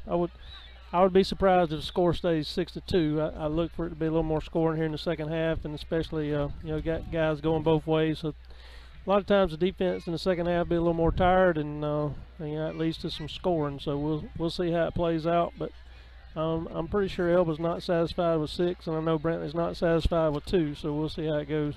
I believe Elba scored on their first possession, Coach, with a dominant drive, a couple big runs, and punched it in. Their offense really hasn't gained their footing since then. And Brantley's offense, to only have the 2 points, which was off of the Elba special teams mishandle of a snap, their offense has really moved the ball. I'm sure the time of possession is at least 2-1, if not 3-1, in favor of the Bulldogs here. I'd love to get your opinion, Coach. You know you've been in both of these locker rooms in close games like this. So what's your key adjustments for the second half here if you're each team? Well, I think if you're Brantley, you're certainly looking at stopping number 5 in the second half and making somebody else beat you. You don't want him to beat you on special teams or offense. But that's the main thing. Just go in with your game plan you started with. Other than that first drive, like you said, Brantley shut him down for the most part. Good as you could expect for right now, and I think if you're on the Elba side, I think you're pretty well pleased. You've given up some yardage, but you hadn't given up the point. So as long as you can keep them off the scoreboard, I think you're pretty well happy. So I think Elba's in a good spot. I think Brantley's in a good spot. We'll just see who makes the most adjustments and how it works out here in the second half. Obviously, you're always happy. I'm sure I take for granted how much so just, any time to come out with the lead. So even if you're unhappy with your performance on a certain side, and both teams have a lot of penalties to clean up here in the second half, have to adjust to that, maybe how that game is being called from that end. But what stood out to me in the first half more than anything was how Brantley was able to overcome their terrible field position over and over and over again, and it's more of their lack of capitalization on that to me than it is necessarily what either team did X's and O-wise. Got a kick out of bounds here as Brantley's kicked off here to start the first half. Going to be a procedural penalty as we go right back to the don't want to start the second half with a penalty, that's for sure. So Elba get the ball in about 35, and again I think Elba's going to have good field position. This one was easy call with the kick out of bounds, but one of the points of emphasis this year, one of the few rule changes, had to do with the mark-offs on kickoff plays, and the there should be no re-kick in any situation. Sometimes in the past you might have had the option and wanted to do that, but they've discovered that 2/3 of head injuries are happening on these type plays, so they've taken that away in high school football. Elba to solid offense now, 35-yard line. They're going to give the number 5 as they try to get him involved here, but a good play. Brantley on the front line again there with good contact. Some blocking all the way down the field past the 45, and a late flag comes in. Yeah, start the second half with 2 plays, 2 flags. Not what you want to see for sure. It's really not. I'm sure both of these teams are having a tough time finding a rhythm. We saw, you coach to block downfield, block him 10, 20 yards downfield. Well, it happened on that play. But unfortunately, it's going to be a personal foul against Elba as their blocker carried the Brantley defender a little bit beyond the whistle that time, and it's going to be a big shot in the foot for the Elba offense to start this drive. Yeah, I was interested to see if he was going to mark that as a dead ball or a live ball, because would have been second down had it been dead ball. It would change it dramatically if it was dead ball, but it looks like, yeah, he's marking it second down. Yes, sir. It was after the play. So a good stop there by their defense, and then they get a free 15 after the play by Elba being a little overzealous there after the whistle. 11:40 clock moving here. Third quarter, 4-point game. Elba fakes the handoff and looking to throw. They've got a man over that way. Looks like it might have been off of the fingertips, and we've got a third consecutive flag here. Go figure, Coach. I think we got multiple flags. There's one in the backfield. It's where the quarterback was throwing from as well. So we got multiple flags. Officials may need to see the training room as much as the players after this for their arms. So we got 4 flags in 3 plays. We have holding against Elba is going to be the call in the backfield, but then we have a pass interference against the defense, Coach. Those are going to be offsetting penalties. Yeah, they're going to offset. It's going to still be 2nd and long. I hope this trend of penalties calms down now. Yeah, well, officially 4 flags now yeah. in 3 plays. And the only reason we made 3 plays is because it was a dead ball foul. We could still be on first down or the kickoff here. But, you know, obviously, Coach, you're merciless here to that. There's nothing you can do about it. But encourage your guys to try to do the right things, to focus on those type penalties. But it's got to affect the rhythm of both teams. As a play caller here, and we've got another whistle. Yeah, this might be the slowest 30 seconds of a second half I've seen in a long time. It's really not funny, Coach, but you just have to laugh at it here. They're now, changing. They are changing the down from 3rd to 2nd here. Apparently a complaint from the Elba sideline, and so now a correction. Unbeknownst to us, it was a live ball penalty on the unsportsmanlike against Elba earlier. So they fake the handoff. The quarterback going to keep it up the middle, fighting for a lot of yardage. Don't tell them, but I may have seen a face mask right there, but it doesn't get called. But Elba's quarterback looks a little slow, and they're going to blow it down. But he's going to have to go out. They're going to have to look at him for a play. He's going to have to at least go out 1 play. He took a pretty good shot low right there as he was running. He did, Coach, and he's got a pretty bulky brace on that left knee. I'm not aware of his status coming into the game, but obviously a key cog in this Elba offense that up until tonight has been very high-powered, putting up a lot of points a game. Interested to see right here. Looks like number 5 is going to be getting the call from the sideline. Probably look at a wildcat right here for a play or two until they can figure out what they're going to do at the quarterback. Definitely changes the way you think, though. It's 3rd and 12 and your quarterback's out, so you don't know if number 5 is going to be able to throw it or not. Probably not much film on him throwing the ball anyway. Looks like they may take a timeout, try to get the quarterback back in the game. Well, after 4 penalties and a timeout with the injury, Elba's going to take a timeout here. We're going to take it with them. Come back after this short message. We're going to have 10:54 to go in the 3rd quarter. You're watching Wiregrass Sports. Trojan Auto Parts of Troy, home of Napa know-how. Stop by and see owners Mike and Melissa Kilcrease and their Napa know-how team with over 100 years of combined experience. We're the only locally owned parts store in Pike County, and we're fully stocked and ready to serve you. We pride ourselves on being your go-to parts store, not only for the simple items, but we specialize in those hard-to-find items as well. Trojan Auto Parts, the right part at the right price at the right time. Napa, a name you've trusted here in Troy since 1945. Know-how, Napa know-how.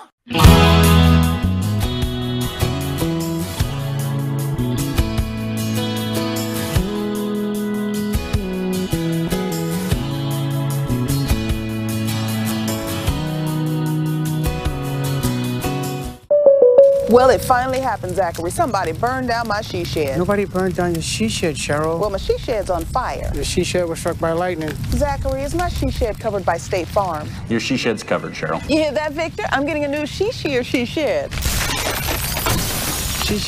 Mm-hmm.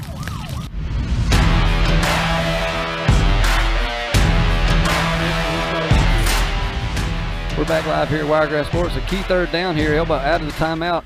Going to have number 5 lined up at the quarterback position this time. He's looking to throw.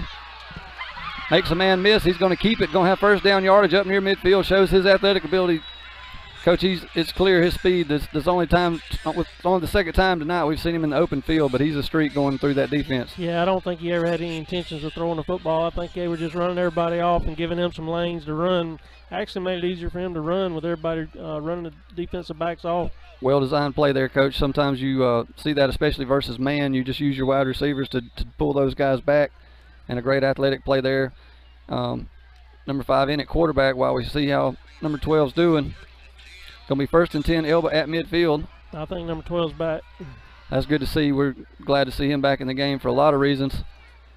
Kind of a bunched up formation there, and not only is he back, but he's looking to keep it on a quarterback power around the left-hand side. Brought down there by the shoulder pads. Maybe a gain of 1 at most. Yeah, that was a good tackle there. Good pursuit on the outside. I'm like you, I'm a little shocked to see him come back from getting a low blow on his knee and immediately run the ball. But yeah, they clearly feel good about him. That's the good news. And, Coach, something we want to talk about here.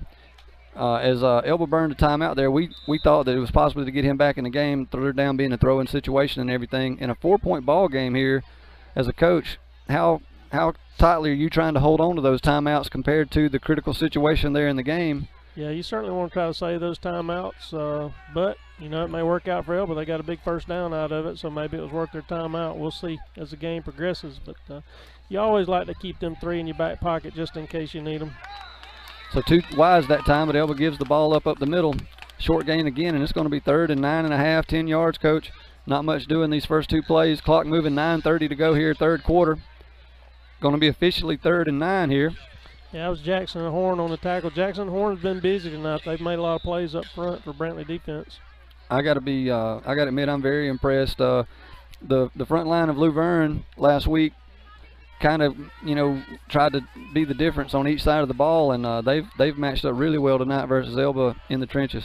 Yeah, they have. I think it's been a real even match up front. 2 wides to each side here. Quarterback gets rid of it quick, but there's going to be a flag down before the snap. Yeah, I think Elba was moving. Procedures to call against Elba is going to be a 5-yard markup, make it about 3rd and 14 here. The Brantley defender there was right in the quarterback's face as well. Had the play been live, a lot of times they'll go the extra mile to try to protect the quarterback on those dead ball type plays. Peyton Manning famously throwing the ball down at their feet regularly to keep that from happening, but yeah, they brought pressure off the edge that time, was able to get to the get quarterback. There. Yes, sir. We'll see if they bring pressure here or if they play a little safe with it being 3rd and 15. Well, it's the 2nd, 3rd and long of this possession for Elba. They're back in their territory, ball marked around the 46-yard line of the Tigers. 2 wides to the top, looking to throw to the right side, pressure again. They dump it off to number 5, a little short screen. Kind of a shovel pass there, Coach. Not even back to the original line of scrimmage, though. Good stop by the Brantley defense to get off the field and get the ball back for Brantley here. Yeah, I think it's pretty easy to see the Elba's trying to do whatever they can to get the ball in number 5's hands, and that time they just threw it right in the middle, and Brantley defenders were waiting on them. Well, Coach, we got 8 minutes to go here, very early on. Whole have to play. Both teams right in at 4-point game. If you're Brantley and you're coming in off of a couple losses, Elba the higher rated team at home, you would think everything going in their favor. Is there a feeling that as the game goes along that Brantley is gaining more and more confidence and Elba's gaining more and more frustration? Or do you think that it really is negligible at this point? I mean, looking at Elba's scores over the past few games, I would think they're extremely frustrated with only having 6 on the board right now. They're certainly not used to having 6 points in 3rd quarter. But, you know, I think Brantley's a lot can be determined right here on this drive, how much momentum they can get right here to start the 3rd quarter on offense and see if they can make this a little more interesting. Well, halftime, Coach, is about the only breather the Elba defense has had as they've been on the field most of the night. We don't have the exact numbers, but easily a 2-to-1 time of possession margin for the Bulldog offense. And, you know, if Elba's going to make some stops and make some things happen on defense, they probably better be doing it pretty quick. Is like you mentioned, a lot of players playing both ways, and it's going to take a toll at some point if they can't get off the field on defense. Handoff here to running back number 5, looks like. Yeah, that's number 35. I beg your pardon, 35. I think Owens, right? Owens on the carry inside, and I think what Elba's got to be pleased with, they've run the ball well tonight on the inside. Yes, sir, they have. Clearly a lot of yards going under center, and the quick game to kind of eliminate some of Elba's speed and take advantage. Brantley with some size on their offensive front there, number 62 paving the way, 56, who's been active, as you mentioned, on both sides of the ball, getting penetration and opening up the quick hit holes that the Bulldogs need to move the ball effectively. 2nd and 6 here. 7:02, clock moving here. They give it again. Quick hitter number 35 going to be up near the 30, going to bring up 3rd and very short here. Yeah, it looked like same play, just running right off guard, running right behind Grant Odom a good bit tonight. Grant's doing a good job getting some movement, and looks like they're trying to run underneath number 16 for Elba's. Number 16's getting upfield. He's been on the quarterback a lot all night, and so they're probably trying to slow him down a little bit too, because every time they pass, he's in the backfield on top of the quarterback. And he's a little bit frustrated, looks like, Coach, at the moment, so not making the plays that he's hoping to. But I like the adjustment by Brantley to commit to that under center run game that has been effective for them. They're in the shotgun here with 3rd and short. Going to throw it, got number 6, and that ball's intercepted by Elba. That's number 5. He's looking to pick up a block or two around the 20. Going to be brought down, but it's going to be 1st down and 10. Elba at the 15-yard line, and just a turnover you can't afford right there, Coach. No, that was costly there, 3rd and short. looked like some miscommunication between quarterback and receiver. Didn't look like the receiver was looking for it really, and unfortunate because he definitely threw it to the wrong one. Luckily, very fortunate that one didn't go to the house. Well, we've seen Brantley defense with their backs against the wall before down here, Coach. It was the 25 last time. It's the 15 this time. Elba got to be desperate to get this ball in the end zone and try to distance themselves a little bit in this game, and we'll see if Brantley can rise to the occasion yet again on defense. Yeah, I'd be shocked if we don't see a steady dose of number 5 right here. Brantley, Elba rather, with no wide receivers in here, so looks like that's their game plan. And the number 5 gets a carry, but they're ready for him that time. Hit in the backfield, and Bryce Dunn made a great tackle there, fought off a block and made a tackle. Great job there by the Brantley defensive front. If anything got a yard there, going to be 2nd and 9. Yeah, Elba was actually an unbalanced line then, had their tight end to the weak side, so might keep an eye. They might try to slip him out if they come back to that formation. Not sure I agree with the bunching everybody together here, Coach, because all the eyes in the linebacker field for Brantley. You see they're only a yard or 2 deep, and a lot of people keying on number 5 here, but he makes a couple people miss, and he's going to be across the goal line standing for a touchdown, Elba Tigers.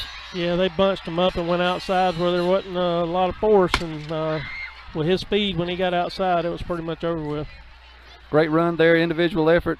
A lot of Bulldog defenders nearby, but he's able to break a few tackles and make it into the end zone standing. Yeah, they went unbalanced right and just had a power eye backfield, ran a little tall sweep and got everybody in front of him, and once he got around the corner, he knows how to find that end zone. Big drive there for Elba. They've been in too many positions here, with the opportunity to take the lead and not cashed in. They go for 2 here to try to make it a 14-2 score. Pitch number 5. He's looking for running room left, but a lot of Brantley defenders there. Flag down on the play. He stopped short right now. Yeah, we'll have to check and see what the flag is. Here come another flag in. There's 2 flags on the play now, so looks like a live ball and dead ball penalty here. He didn't get in, so Brantley will obviously decline it if it's against Elba. This is one of those situations, Coach, where a penalty against the defense worth about 1.5 yards and could be worth as much as 15 or more if you're the offense. And looks like Brantley's coming off the field, so it must have been against Elba.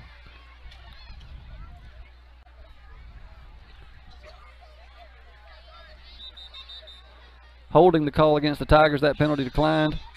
And there's also a pass, the coach, it looks like. How can it be pass interference on a sweep? That's confusing. It wasn't 4th down either. That was he signaled 4th down. Can it be a block in the back by the defense, Coach? That's an unusual call there.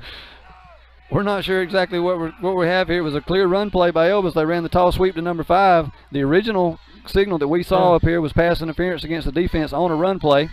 And then we saw the indication for a block in the back by the defense. Both very confusing to us up here. Seen a lot of football and haven't seen that, but we're going to have a replay of the down as it's offsetting penalties nonetheless, and Elba will have a 2nd attempt here at the 2-point conversion. They faked the number 5 this time, sort of a jump pass. Had an opportunity there, but can't bring it in, and the conversion is going to fail nonetheless. Your score is going to remain Elba 12, Brantley 2. 10-point game here with 5:30 to go in the 3rd quarter.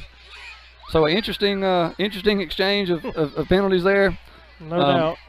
I don't know that we have statistics on what the records are, Coach, and I'm sure you've seen a lot of things from these 2 teams, but we have to be on a high pace here, and it has to be affecting both teams. Yeah, I don't think either team's real happy with the penalty situation right now and the number of flags we've seen tonight.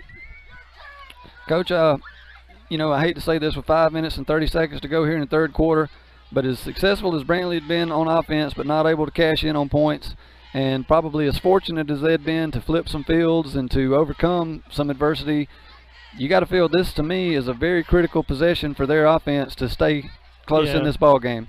They got to make some plays here on offense, need to get some points or keep the ball for a while. They definitely don't want to turn around and put their defense right back on the field right now. So it's a key drive. I agree with you on that, and we'll see if Brantley can get some first downs and get the ball moving again. I think it's as much to do with their psyche as any other XO aspect of the game right here, that they really need something positive to happen. They've had so much success to not really get paid off. Elba with the end-over-end kick here, going to be fielded. Going to be brought up the middle. Brantley with a pretty good wall here, and the running back going to take it to the outside now, number 5. He's across the 30, flag down on the play. Number 5 there with the return. Not sure why he left his blocking up the middle there, Coach. No, it looked like he had a hole up the middle and chose to go outside. Probably not a good decision, and then you're going to get a penalty when he broke it outside. I think they held on to somebody a little long. A lot of penalties always on the kick game with the change of direction. A guy that you weren't trying to block him in the back or didn't mean to hold him a certain way, and when that change of direction sets the blocker up for something he can't foresee. Well, when you call a middle return, that's how you're blocking it, and the guy decides to go outside, it kind of changes the scheme and the way you're trying to do things. So once again, Brantley's backed up and inside the 20. Brantley going to be 1st and 10 here, their second series of the second half. Moving the ball successfully there before the turnover on the last play. We'll see here, Gilcrease tries to bounce back from that, and they're looking like they want to throw it here. Yeah, you got to have short memory. He fakes there on the running back around the end. He's going to keep it, but not much happening. Very, very short gain, if any, there by Gilcrease on the quarterback keeper. No yards officially. Yeah, they're going to need a big play right here to get them going, get a little excitement back in the sideline over here. I look for number 10 to try to get open here. Maybe they take advantage of some elbow pressure here, try to get him underneath again, or if 35 can leak out of the backfield. I'm still impressed by the first catch of the game he made. Right. Nice over-the-shoulder catch, so we know he's capable of making big plays. They actually have him out wide. Yeah, they got one of their receivers at running back, so we'll see if they got something planned with him. Looking to throw short pass complete, brought down immediately there by number 5 Singletary on the stop. It's going to be a short gain there. Maybe that helps get his confidence going, but not much in the way of yardage, coaches. They're going to be still short of the 20. Better pickup than I thought, though. Maybe only a 3rd and 5 or 6 here, so got the full playbook at your disposal on 3rd. Trying a quick little hook. It's about the same as a good running play, about 5 yards, so sets them up, gives them a lot better chance to convert here on 3rd. If they can protect their quarterback well enough, number 5 for Elba, Singletary, he committed, very quickly coming up on that ball. If they may want to fake that and go over his head. Brantley's had a couple wide receivers behind the Elba defense tonight, so the chance for big play is always going to be there for them. Yeah, somebody's got to block number 16 though, because he's really disrupting the whole offense right now. Elba with a lot of pressure that time, but it looks like number 72 there may have accidentally failed. I don't know that was intentional, Coach, but Elba with the defender to fall on the quarterback kind of late there, and a deserving flag. Yeah, I think it's going to be a personal foul late hit. That's going to give Brantley a 1st down, and that's Bradley Atkinson. He's been pulled out of the game. I'm not sure that was malicious, Coach, but definitely hit after he was down. So as much as we've harped on the calls, you got to protect player safety there, and going to be a free 1st down for the Bulldogs. Well, and as you said earlier, it was the quarterback, and they're going to protect him. So Elba makes the stop there, but due to the personal foul with the late hit, Brantley moving the ball across the 35-yard line. Going to be 1st and 10 here, 39-yard line. 3:40. Clock moving much better this half. 2 wides each side. They're going to give it to the running back. He's making a move, spins to the outside. That's number 3, I think, on the carry. He's up near the 45-yard line. Some good positive yards on 1st down through the Brantley run game. Yeah, that was Dixon. He didn't run the ball in the first half, so getting in some fresh legs and trying to just put a little speed back there and see if he could pop one. Brantley actually went to tight end wing set there to give him a little extra blocking on number 16, so we'll see how that goes. I'm sure the coaching staff, like you are, is well aware, of his, depth in the backfield each time, so they're either going to work around him or try to somehow set him up for a draw or screen. Got a dead ball here, another flag.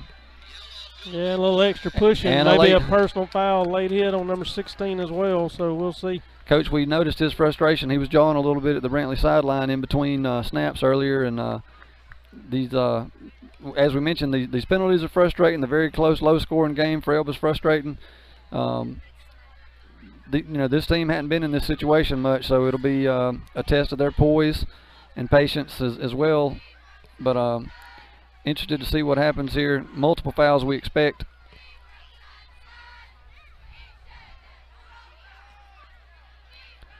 Elba's defense looks happy about one of them. We've got a personal foul, though, against the Elba defense and a personal foul against the Brantley offense. And they're going to offset, and there's also a procedural penalty against the Brantley offense.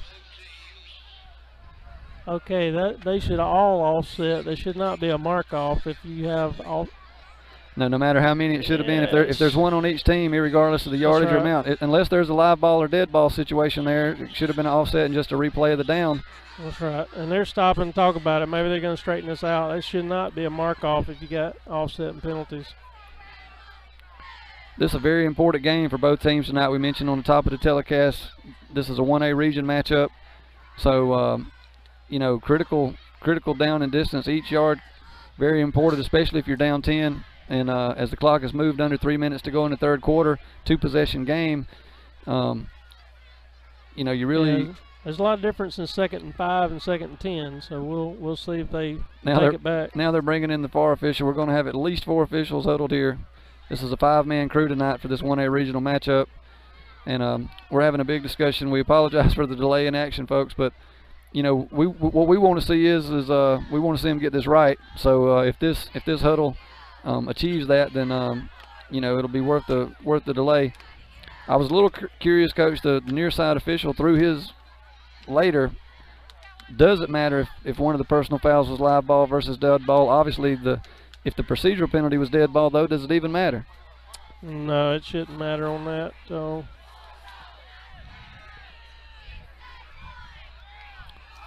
we're going to get an announcement here, and they're going to move that ball back, Coach, as you noted.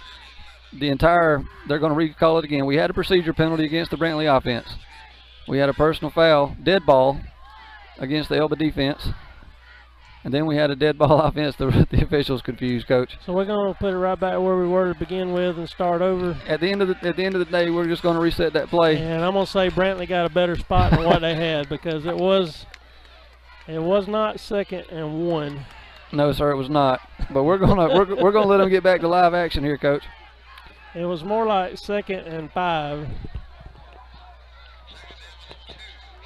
So I'm not real sure how they reached this decision, but I'm sure Brantley's all right with it right now. Both coaches, if you look across the sideline, Pate's in one official's ear, and on the near sideline, Roland Jones in another official's ear. The players are about to have to stretch again, yeah. and we need to. It's been a while to straighten this out, and I don't think we've got it straight yet. No, we're going to have another huddle. I really want to go to a commercial break for our sponsors, but you know, this is too big of a moment here in a 10-point game to break away from, and I'm sure as soon as we broke away, they'll finally figure out what's going on. If I'm on Brantley's sideline, I'm thinking to the players, remember the snap count and the play. We've been here a while. You know, Elba can't afford to use another timeout here. According to the scoreboard, they're actually down to 1 here, which could be extremely critical. They, you know, regained the lead, but two possession margin. But would not be surprised with one play by the Brantley passing attack or a quick hitter up the middle that breaks contain, and we have a 2-point ball game immediately. Yeah, things can change in a hurry. One big play would change this game quickly. So we're ready to go back to live action. It is 2nd and 2 officially. Brantley on offense. They're going to give flag down on the play. They give to their tailback, and he's got first down yardage. He's going to get the ball right around midfield. Hard running there by the Brantley running back, but we've got a flag down on the far sideline.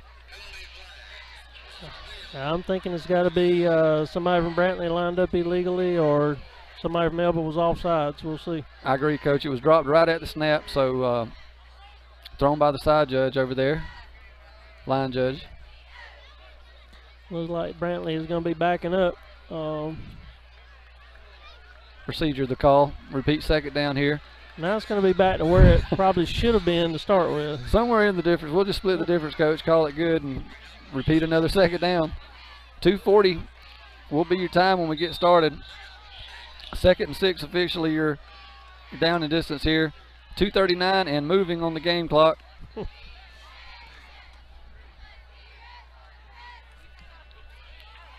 We can't make this up as we're down to 10 on the play clock, but I'm not sure that the head official's ready to play, but maybe he is. Play clock moving here as Brantley needs to get set under 5. They're going to have to get a timeout or get a delay. Down to 0, bad snap, flag in by the back judge. Whistle dead here. They're going to call a delay of game after the ball was snapped, I believe.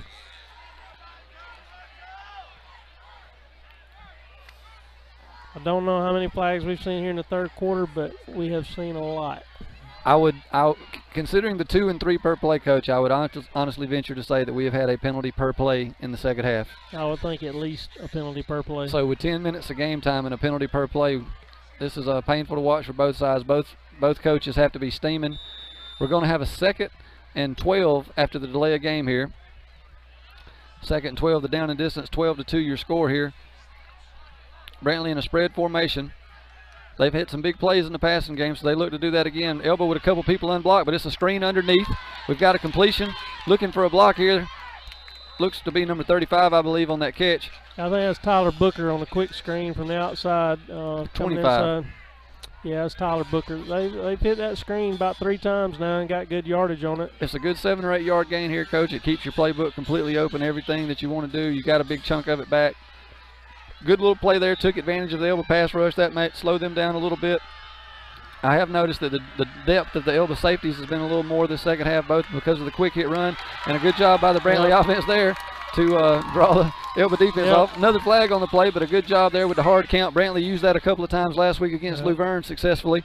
And a lot easier to make 3rd and 1 than 3rd and 6. Going to get 5 the easy way there. Got to give Brantley's quarterback a lot of credit. Don't know if that came in from the sideline or a decision he made to swap it up, but a good job right there by the Brantley coaching staff. That's some of the yardage that you guys earn with the headsets instead of the players on the field. But great job right there. And 3rd and 1, 1:30 to go, clock running here, 3rd quarter, 10-point ball game.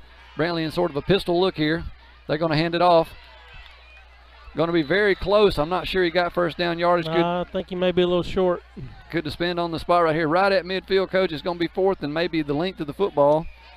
I feel like Brantley's going to go for it here. You down 10 points. You're going to have to make a stand here and just go for it and try to get a first down. Brantley with no indication whatsoever of trying to punt here. They bring in a couple people. Looks like they're going to try to block here. And if I was them, I'd go under center both. I don't like handing it off deep in the backfield, but as well as they've had success against Elba's front line doing that tonight. I'd probably try to draw them all sides first, and if I didn't, I'd run right at them. Brantley under center here. They're going to run the quarterback sneak. Flag down on the play. Not sure if they had enough men on the line of scrimmage or possibly 2 men in motion. Easily picked up the first down yardage, but we're going to have to see what the flag means. And Elba had a bunch of people up at the line of scrimmage too there, so no guarantee that this is on the offense. Judging where the flag is thrown, I'm going to say it's on Brantley. I would agree, Coach. Legal procedure. Obviously, either somebody was not set or they didn't have enough men on the line of scrimmage. Big penalty there, Coach. You mentioned how much easier, 4th and 1 would be compared to 4th and 5 when it was 3rd down. And does this change your decision making now? You kind of hate to give it back to the Elba offense, but yeah, you can't hardly give it to them right here. I feel like you're going to have to punt now. So we'll see what he decides to do. So we got a 4th and 6 coming. 57 seconds to go, 3rd quarter. 12-2 your score. Brantley getting a safety on a bad snap by the Elba punt unit. And Elba with a couple touchdowns has not been able to convert a PAT or 2-point conversion try tonight. So for you with your scoring recap. Gonna have to make a decision here real quick if you're gonna go for it or punt it. 25-second clock's running. 17 down to 10 now. Still don't look like they've got the play in, and Brantley's going to burn a timeout. We're going to take it with them. We'll hope to get a playoff here. 4th and 6 live on Wiregrass Sports. That's wonderful news. Go with the one that's here to help life go right. State Farm. Call State Farm agent Burries Gracie today. Hook's Barbecue, down-home barbecue in a counter-served setting, located on Emma Drive off of Highway 231 in Troy, Alabama.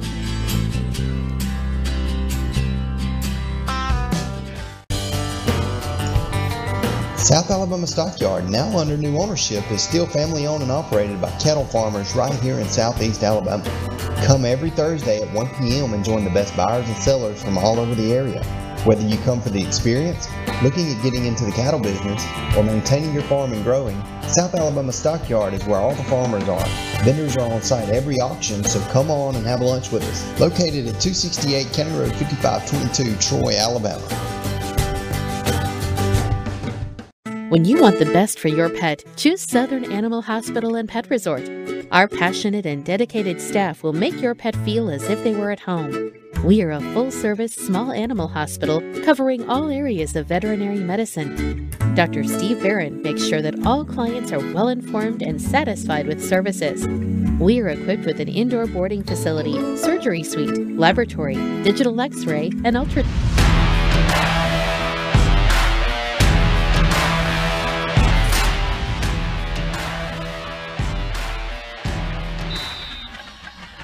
All right, we're back live. Brantley in punt formation here. 54 seconds to go, third quarter. Got a 4th and 6 situation. Brantley going to punt it away and try to pin Elba back here. Got a high wobbly spiral going to hit down just past the 30. Take a Brantley bounce across the 20. Good job by Brantley there to fit the field position. Elba will have 82 yards to go as they'll take over 1st and 10 on the 18-yard line. Nice job there by the Brantley specialist to flip the field. Yeah, that was Parker Driggers with a good punt and got a good roll out of it and kept them from returning it, which made it even better. So Brantley defense needs to make a play, come up with a turnover here and get Brantley back in the game. It's a 10-point lead by the Elba Tigers here. If you're just joining us, Brantley's offense dominated the majority of the first half in between the 20s coach, or actually from their own goal line to Elba's red zone, but couldn't capitalize on it. Their special teams probably winning the battle if you're trying to score both sides here. Their defense has done very, very good to keep Elba to 2 touchdowns so far, but they really need them to make a stop here to not let this game get any further out of reach. Elba out of the I formation, going to hand it to number 5, Singletary. He's had tough sledding all night other than 1 or 2 big plays and not much there as he gets up around the 20, maybe 21-yard line. No more than 3 on first down as Brantley continually doing a good job in the trenches. Yeah, they've done a good job of containing him for the most part. I mean, he's going to get some yardage, but he's having earned most of them. I'll give him that. He can't be over 100 yet, Coach, and when you're coming in at over 220 a game, other than the 1 big play, maybe 2 on the touchdown run there, definitely got to be pleased overall. You've kept yourself in this game, not allowed him to beat you. By himself. You got to do it for another quarter because he has the potential to break one off in a heartbeat. Well, we're going to go to the 4th quarter here with your score, Elba 12, Brantley 2. We're going to take a super short break here and have a word from our sponsor. We'll be back with you for the 4th quarter. Thank you for tuning in to Wiregrass Sports. South Alabama Stockyard, now under new ownership, is still family owned and operated by cattle farmers right here in Southeast Alabama. Come every Thursday at 1 p.m. and join the best buyers and sellers from all over the area. Whether you come for the experience, looking at getting into the cattle business, or maintaining your farm and growing, South Alabama Stockyard is where all the farmers are. Vendors are on site every auction, so come on and have lunch with us. Located at 268 County Road 5522, Troy, Alabama. When you want the best for your pet, choose Southern Animal Hospital and Pet Resort. Our passionate and dedicated staff will make your pet feel as if they were at home. We are a full-service small animal hospital covering all areas of veterinary medicine. Dr. Steve Barron makes sure that all clients are well-informed and satisfied with services. We are equipped with an indoor boarding facility, surgery suite, laboratory, digital x-ray, and ultrasound. Choose the best care possible for the ones you love dearest with Southern Animal Hospital and Pet Resort.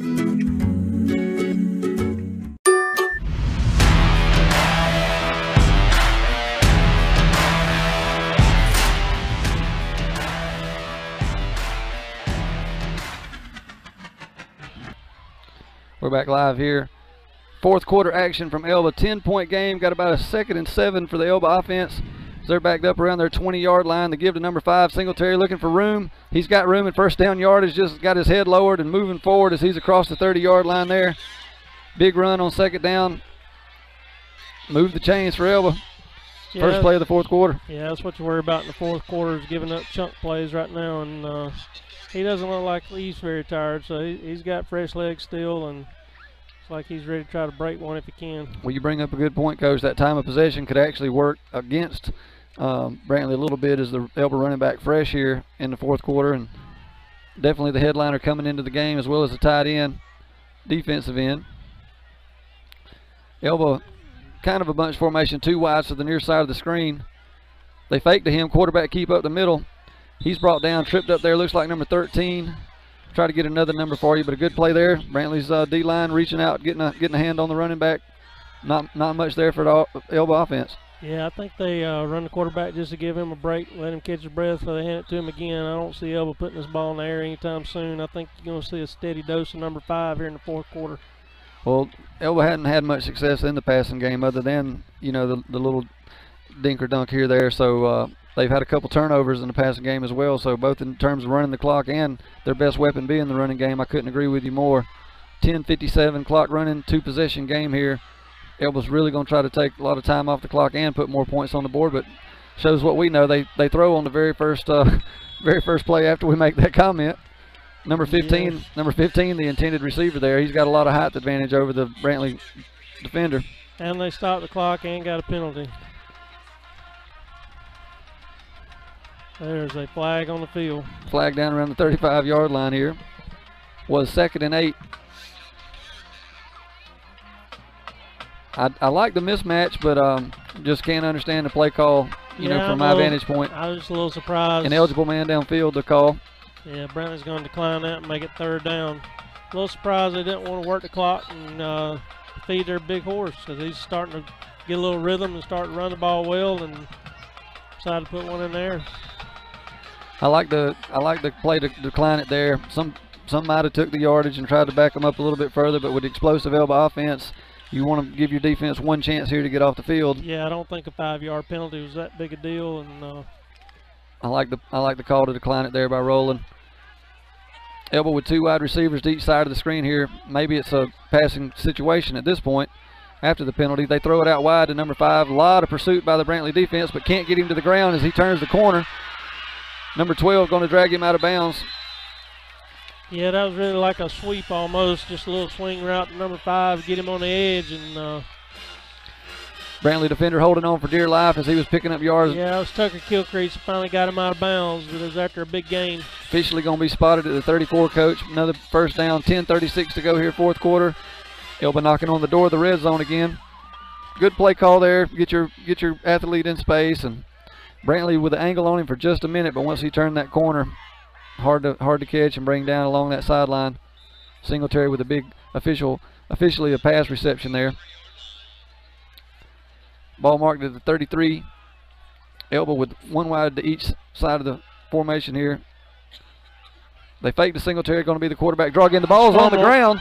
Brantley had a chance at it, but it's going to be recovered by Elba. Heads up play there by the number 16, the tight end, to fall on that loose ball. That would have been a big break for the Brantley defense with a chance to get the ball back there at the 30. Well, I'm going to say what I said a while ago again. I think they ran the quarterback there to give number 5 a break, and I think they will come right back to him. Ended up being a 2-yard gain. Probably gained more yards on the fumble than they did on the run. Had that been a 4th down, you could not have gained any more yardage on that play unless it was recovered by the person that fumbled it. But we look for number 5 to get the ball here. I formation for the Tigers. They do give it to Singletary. He's off the left side. Brought down there. I thought he'd slipped for a second, but actually that's number 9. Parker Odom there with a stop. Parker Odom made several big plays last week. He's not the biggest guy along that Brantley defense, but he sticks his nose in there and makes quite a few plays there at linebacker. Quick play last time they ran sneak. This time they're going to get right back to number 5. Number 9 again, we just called his name, but he makes the tackle in the backfield this time around the 27-yard line. Yeah, they just repeat and ran the same play, and Parker Odom did the same thing. He repeated and made the same tackle. It's going to be 4th down. Let's see what Elba decides to do here. Definitely in no man's land, a punt. Should you get a touchback only worth a few yards here, I expect them to go for it. But yeah, I would think they would go for it. They may try to bonehead Brantley and try to jump them off sides, and if not, then run a play. Be exciting to see here as you know, they're definitely taking their time this time as Brantley time and time again, coach, rises to the occasion after a big play. Can they do it one more time here on 4th and 4? This is a must stop here. Elba with the pitch. He's got extra blocking to that side, and he's going to have first down yardage and looking for more. Once he broke contain, coach, there was no stopping Singletary's. He's in for an Elba Tiger touchdown. Elba extends their lead to 18-2 here with 8:35 to go in the 4th quarter. Yeah, that's what you worry about on short yardage situations, is you worry about a back just breaking the initial line of scrimmage, and once he broke the initial line of scrimmage, it was pretty much over after that, and that can happen when you get in there tight. That's the way it works. Been a well-designed play there, though, coach. They pulled a guy around, it looked like, and had extra blocking on that side. Elba just had him outnumbered around the right side, and then running back makes a good cut back to the middle to daylight. And yeah, they went back to that unbalanced line that they showed on the goal line earlier and just ran a little tall sweep behind that unbalanced line. And number 3 for Elba with the PAT attempt, and that one's through the uprights and good. Your new score, Elba 19, the Brantley Bulldogs 2. 8:35 to go here, 4th quarter. key score for the Elba offense. They take advantage of the forced punt there late and take it all the way down the field and add to this lead. Now 17 points. Yeah, Brantley's really got the work cut out for them now to try to come back from this. Trying to get something going positive, try to make something positive happen. Still got a lot of time left on the clock, but you got to make something happen pretty quick. Definitely the time to do it, but without the success that they had last week in the passing game and having earned the yards the hard way on the ground tonight, the clock not in their favor. Used a timeout earlier, you know, to take care of a situation with people or to avoid a delay a game penalty, and those things come back to haunt you. Yeah, I'd give a lot of credit to number 16. He's disrupted Brantley's passing game tonight. He's really caused a lot of havoc getting upfield and putting pressure on the quarterback. Not always sacking him, but getting a lot of pressure on him where it's hard to throw. Well, you're absolutely right about that. Kickoff here, going to be bobbled by the Brantley defender. He's going to pick it up around the 10. Not much blocking around this way, but he's making the turn. He's got a lot of speed. He breaks the tackle and gets past the 30, makes the defender miss. Great return there. What an individual effort. That looks like number 12. I think that was I beg your pardon. I beg your pardon. Yes, right. He's got a lot of speed, and he was able to get around the edge there. He did about 20 of those yards by himself, coaches. He had no blocking around this left edge. I think he realized he made a mistake. He fumbled, and he was going to make up for it by running really fast. Just a great athletic effort there by the Brantley return man to get the ball across the 30. So, Coach, when you mentioned how disruptive... we have a flag on the play. Blocking below the waist. Oh, no, that's going to cut half of that yardage back. Seems like Brantley's going to start inside the 20 again. Seems to be a theme of the night. They have had terrible field position. They may be dominating the time of possession, but they are not winning the field position battle here. Coach, when you mentioned the disruptiveness of number 16 for the Elba defense, you mentioned it's not necessarily getting there, but disrupting the play. How much is a player like that changing your play calling? Well, it changes a lot. I mean, just look at the length of him. He's so long and tall and long arms. He doesn't have to make the sack just to cause problems, just like he's doing right here. Woo! Great job that time. He had a lot of pressure on the quarterback. That ball threw off of a helmet. Had a chance to be intercepted there. A lot of traffic. Good coverage by the Elba defense. 2nd and 10. But you're right, Coach. He came essentially unblocked there. Brantley needs to come up. Brantley, whether they bring in leave the back end to chip him, or they got to do something. Yeah, they're going to have to put a tight end or a H-back or something to give him a little help. Tucker really didn't have a chance then to get that ball off. Fortunately, he wasn't picked off. Yes, sir. I agree with you. They've got to change something up, because that was not enough time to even get his feet set before Elba was in the backfield. They do double team him this time, give him a little bit more time to throw that pass in front of the intended wide receiver, number 10. And quickly, it's 3rd down and 10 here. The only good news, not much time off of the clock, but 2 quick incompletions for the Brantley offense, not what they need. No, I tell you, as a quarterback, it gets hard once you get hit over and over and over and get that pressure over and over. You start releasing a little quick and you lose your rhythm a little bit, and just need to settle down right here and make a play and get your confidence back. You're right. That clock in his head, Coach, got to be running really low on time that he thinks he has to throw here, but he's really composed himself well, as you predicted coming into the game. He's dropping back deep this time. He gets rid of it pretty quickly and has a completion, looks like, across the 25-yard line. Going to pick up a chunk here should Brantley decide to go for it. Yeah, it's Parker Driggers with a catch. Be interesting decision here. If that ball had been just a little bit higher, the wide receiver may have tried to get a few yards after the catch there. He had to go down and get it. Good job that time getting it. Brantley looks like they're going to go for it 4th and about 2 or 3 here. I guess they've decided it's do or die. Yeah, I think they're probably going to draw them off sides or try to, and they did. Good job there again. That's the 2nd time that Brantley's drawn the Elba defense off tonight with a hard count. That makes the decision a lot easier. Well, good job there, and it keeps the drive alive from Brantley. Good job by the coaching staff, and as well, you know, you can make the play call, but you know how tough it is for those offensive linemen to keep set on the hard count themselves. So, you know, good job all the way around by the Brantley Bulldog offense there to get another set of downs as they try to cut into this Elba lead. And yeah, I think at some point here they're going to have to try to hit one deep and try to get on the board a little quicker. I definitely agree with you. His time's, you know, not in their favor. They're throwing it over the middle, got another completion this time up near the 40-yard line, going to be a gain of about 8. He's going to be inbounds, so clock running here, under 7.5 minutes to go, 4th quarter. Yeah, that was number 10, Burnett, with another catch. He's had a good night receiving. And Coach, I probably hadn't given the Elba defense enough credit tonight. We've talked about all the yards that Brantley's been able to amass, you know, short of the goal line, but you got to credit Elba for doing a bend but not break job to hold them to the 2 points that the defense didn't give up. It's effectively a shutout by the Elba defense. Right. Another penalty here. Looks Yeah. Brantley may be giving that yards right back. Elba has definitely won in the red zone tonight. Brantley's been down there several times, just not able to penetrate to get a touchdown, but once again, another penalty backing them up. Legal procedure there. You had an 8-yard gain, and then now instead of 2nd and 2, you got 2nd and 8, Coach. Yeah, Brantley's just really hurt themselves with penalties tonight. When I spoke to Coach Jones 2 weeks ago, he was really interested to see some of that get cleaned up, and I'm not sure that all of it is just his kid's fault tonight. There's been a lot of calls both ways as Brantley's in the shotgun here, looking to throw. They are getting rid of it a little bit sooner. Had a man to kind of open near sideline, but he did have to get rid of it so quickly that he probably didn't get all he wanted on that ball.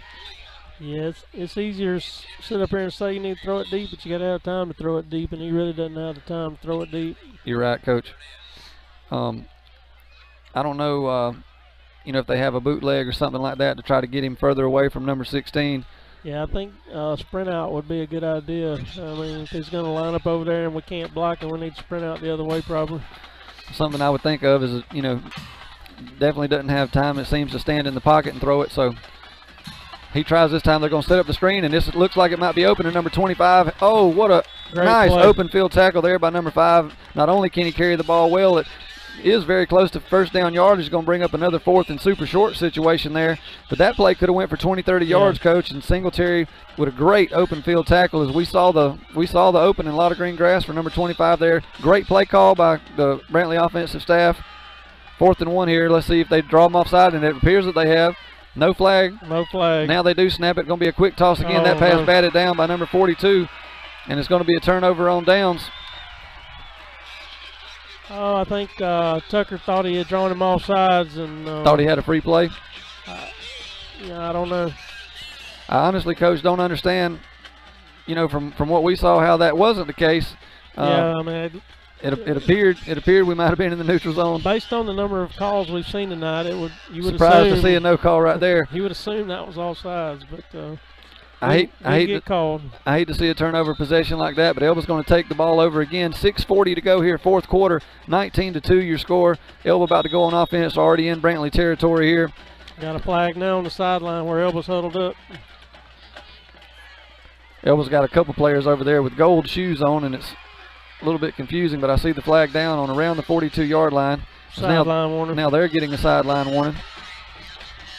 Coach, have you seen a sideline warning on a timeout before?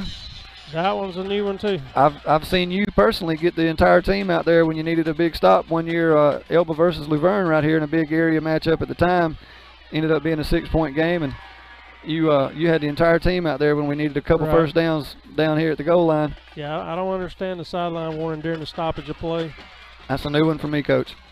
You've obviously seen a lot more football than I have, but I don't understand what they were. You know, I mean, if you got a problem, just blow the whistle, and if they get a delay game, then that's on them. But I don't see a sideline warning. I don't see what it would be. To me, my understanding is that the sideline rule is for player safety in terms of them being out in the field of play. So on a dead ball situation, I don't understand it. But I understand coaches need to be out of the box and out of the way on plays. But the play clock just getting reset here. Was down to 3, but new play clock here as Elba takes over 1st and 10, 40-yard line. Little wing reverse, wide open. A lot of room to that side and a lot of speed. Number 3 is going to be into the end zone here to extend Elba's lead. Your new score, Elba 25-2 here. Maybe the win possibly out of the Bulldog sales, Coach, on defense. Yeah, I think they're a little tired now and a little frustrated too, and that can happen in the 4th quarter when things aren't going your way. Just got to have a little pride and just keep playing hard. That's all you can do at this point. Well, we know it's frustrating for their coaching staff, and Elba finally getting a little breathing room as they open up the lead here, 23, possibly 24 points. Number 3 on to make the kick here. PAT attempt. He's 1 for 2 so far, Coach. Good snap and hold. That kick is up and good. Your new score, Elba 26 to Brantley 2. Effectively still a 3-possession game if you assume all the 2-point conversion, Coach, but I don't really think that that's where you're coaching at this point. No, you're just trying to end on something positive. You'd like to see your kids just keep playing hard and finish up 6:35 and just don't quit. That's what you want to see. They show a lot of character, a lot of pride, a lot of heart, and just play and finish the game the right way. Well, you know the Brantley region as good as anybody, Coach. How does the rest of their schedule set up? This game will bring them to 3-3. Well, I think Brantley will be fine in the region the rest of the way. They played to my opinion, the two tough teams with Georgiana and Elba, and be interesting to see how Elba and Georgiana comes out, because Georgiana has a lot of team speed too, and they have a quarterback that can really go. I think he might be one of the few kids I've seen that can run with number 5 for Elba. I think he's right there with him. So I'm not sure where that game's played at, but that should be a really good game, and that sets up now to be really for the region championship. Absolutely, that'll determine some home field and affect the bracket quite a bit in this region here in 1A. I think that we'll have to look at the tape, Coach, in the first half, but the 6-2 score, maybe Brantley did find something to limit that offense of Elba in the first half, and it'll see how Elba adjusts to that moving forward. Kickoff here going to be returned up the middle this time, going to follow his blocks, and he's got some running room across the 35 up near the 40-yard line there. As the middle return been open most of the night for the Bulldogs. Yeah, that was Tyler Booker again with a good return, and looks like we might have had a kick return with no flags, so that's positive. Started looking for some positives. Coach, I want to thank you more and more as we wind down the rest of this coverage here for joining us. We really appreciate your time with us tonight. We know you have ties to both schools, some family on the Elba side, and obviously right. Spent 14 years as head coach of the Brantley Bulldogs, and we're very thankful for this perspective. I know wouldn't bother you to see either team come out with a victory.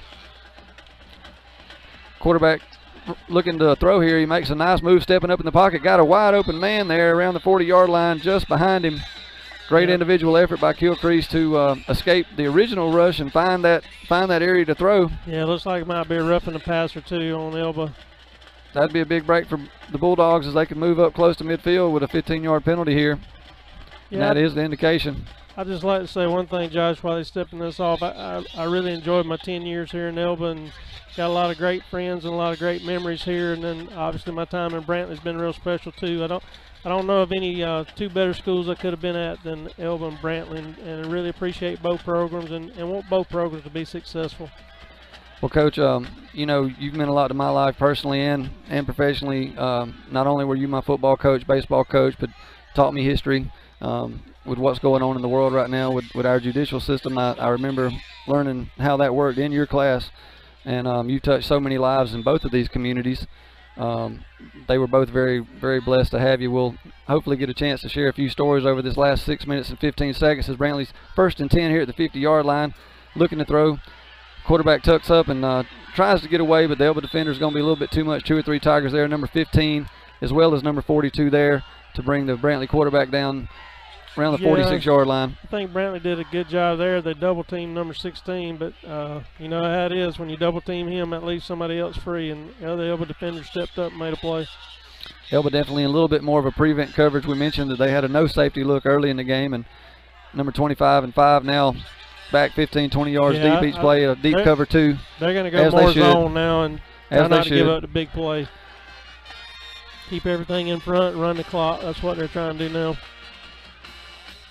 2 wide receivers to each side here. Deep drop. They get rid of it pretty quick. Got an underneath route. It's open. They're going to have yardage across midfield. Very close to first down yardage depending on the spot there up near the Elba 40. Solid play there. Good job by the quarterback. Just to be a 9th grader coach, and, me and you've talked about it a couple times during the breaks, and I've spoke to people from both teams during the week. This Brantley team may not win the region this year, but now they're young talent on offensive line, young talent at the skill positions, quarterback especially. This Brantley team's not going to go away, so you better get them this year because all these guys, all these playmakers are coming back. You better get them while you can. That's right. Hand off to number 3 this time. He's looking for running room. Great job by the offensive line there. Great job picking up first down yardage. Yeah, that's a good job by Dixon finding the hole and getting that first down. That's one way to stop the clock right now, which is what they want to do. First downs or get out of bounds. Well, and you're absolutely seeing, Coach, what you wanted. The fight. I saw 4 different Brantley Bulldog linemen there pushing the Elba defenders a yard back. the patience of the running back there to wait a second, take what the defense gave him, pick up the first down yardage, stop the clock, and keep this drive alive. So definitely plenty of fight left in the Brantley Bulldog offense here with 5:02 to go in the fourth. Passing situation this time, got an open man, nice catch by number 18. He takes the ball from the sideline back infield, going to have right at first down yardage, but not quite. So he's going to be short around the 25-yard line, but about an 8-yard gain there. Yeah, number 18. That was Morrell Edwards. He's a freshman as well. That was freshman to freshman, so that's a combination Brantley people are going to hear for a long time. If you're Elba, you're okay with that short of first down yardage. The running back, or wide receiver rather, did a lot of running for not much effectiveness. Handoff to number 3 here. Knocked down at the line of scrimmage. No gain that time. Yeah. Somebody from Elba, we didn't get a number, but number looks like might have been 19. Number 19 for the Tigers coming up and delivering a big lick right at the hole that time, Coach. I think 79 kind of stopped everything up and 19 kind of finished everything off. Brantley coach out on the field. Thought there might have been an injury. I think number 3 is coming off the field. He was the one that run the ball then. He's coming off. Looks like he might be all right. So he'll have to go out for a play. We're going to stay with you right here. Number 19, that's Desmian Robertson there. It's going to be 3rd down and 1 here. Clock moving, Coach, but a good chance for Brantley to pick up the chains. And I'm sure if you're on their sideline, you'd love to see him get on the board here with a touchdown. Right. You want to finish on a good note, and you'd love to see a score right here. First down yardage for Brantley. Handoff to the big running back. Yeah, it's Owens on the carry for about 4 yards, getting that first down around the 21. You know, you keep building throughout the year. It's still early in the year as far as the season and the playoffs go, so you want to end on a positive note, get you something to build on for next week, and hopefully Brantley can get in the end zone here, and that'll give them a little something to build on. I see here that Owens is just a junior. You know, I'm still amazed by his over-the-shoulder catch, first play of the game. Right. And I would think, you know, his uniform's a little too clean, Coach. Nice throw there on the outside. Should have been caught there. Yeah, I think Burnett was trying to run before he actually made the play, and now just need to go on back. Let's go on to 2nd down. But good throw by the quarterback there. We see what he can do in rhythm, Coach, and part of those footsteps that the Brantley wide receiver was hearing is a testament to Elba's defense. The speed of it has shown up almost right after the catch all game long. And yeah, Elba's got tremendous speed on defense, and it's really shown tonight. We're going to have a stoppage of play right here. Looks like Elba's coach may want a timeout. It's going to be a timeout, Elba. We're going to have a word from our sponsors. We'll be back. We have 3:45 to go in the 4th quarter of this ball game. Brantley on the move. Thank you guys for tuning in to Wiregrass Sports.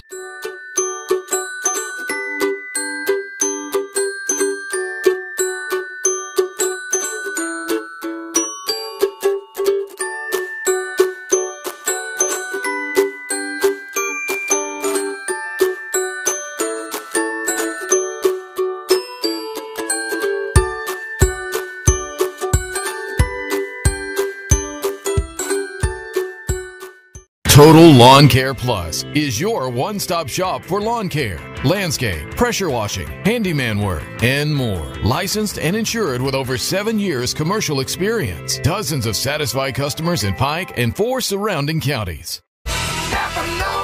Trojan Auto Parts of Troy, home of Napa know-how. Stop by and see owners Mike and Melissa Kilcrease and their Napa know-how team with over 100 years of combined experience. We're the only locally owned parts store in Pike County, and we're fully stocked and ready to serve you. We pride ourselves on being your go-to parts store, not only for the simple items, but we specialize in those hard-to-find items as well. Trojan Auto Parts, the right part at the right price at the right time. Napa, a name you've...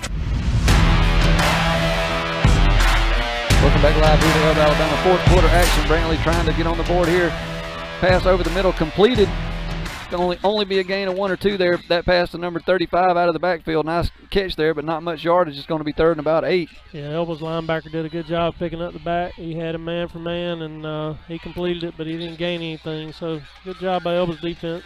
Brantley, who's moved the ball all night long in another situation here. They trying to punch it in. You know they want to get on the board for confidence heading into next week. Elba's defense trying to rise to the task again as they have all night long. Got some pressure. Kilcrease rolling to his right. He throws. Didn't really get his feet set that time, Coach. It's going to be 4th down. If he'd had time, he had number 10 in the end zone open by himself, but he didn't have time. He's been on the run pretty much all night. No, he's played a gutsy game, Coach. You know, he's had some little injury problems, and again, he's just a 9th grader in a hostile environment. Oh yeah, it's big for him getting this experience this year as a 9th grader. He'll be so much better. He won't play many teams in 1A, Coach. That's got at least 3 Division you know, 1 and 2 offers across the way from him. So he's really shown himself with a lot of class tonight. He gets this one off. He's looking to the end zone. Yeah, I think they were trying to go back to number 10 because he was open on the play before. Elba had it covered well that time. Elba saw him open, and they realized they needed to cover him this time, and they'll turn it over on downs. Elba's going to take over here 1st and 10 with 3:05 to go in the 4th quarter. Not much left in terms of the game being in the balance, Coach, but a great effort by both sides. Elba to have overcome all the adversity. They overcome some turnovers of their own. Gave Brantley the ball back one time on the 25. Overcame a bad snap on the special teams play, and a lot of penalties on both sides. You got to tip your hat to them. They did what they needed to do, though, when they did have opportunities here, especially in the second half, to come out a 4-point game, and they cashed in. That's right. Seemingly every opportunity here in the second half. They've cashed it in. And in games like this, you know, I mean, you talked in the break, a play or two either way could have made a difference, and Elba made the ones that they had, and Brantley didn't tonight.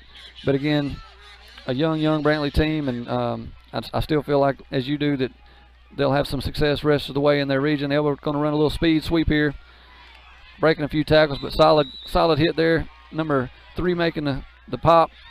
I think Parker owed him on a tackle again. Parker's had a good night. Number nine there, sticking his nose in every chance he gets. And number 56 there had a hand on him, trying to drag him down as well. Going to be about a 7-yard pickup there by Elba's there. Content right here to milk the play clock a little bit. Yeah, and I would protect the ball. I would think they probably wouldn't run their main guys much right here. Probably want to keep him healthy. Yeah, it'd be interesting to see if they're more interested in padding the stats or you know, conserving the clock here. A little fake give this time. Number 11 there with a sack on the play. Yeah, Grayson Layton was trying to take it away from the quarterback. That was a good move to try to strip him. Right, he wasn't content with just a sack, Coach, and we need to give him some credit. We're going to step away right here for a little bit of an injury timeout, but we'll be back for the last 2 minutes to go here in the 4th quarter. You're watching Wiregrass Sports. Trusted here in Troy since 1945. Know-how, Napa know-how.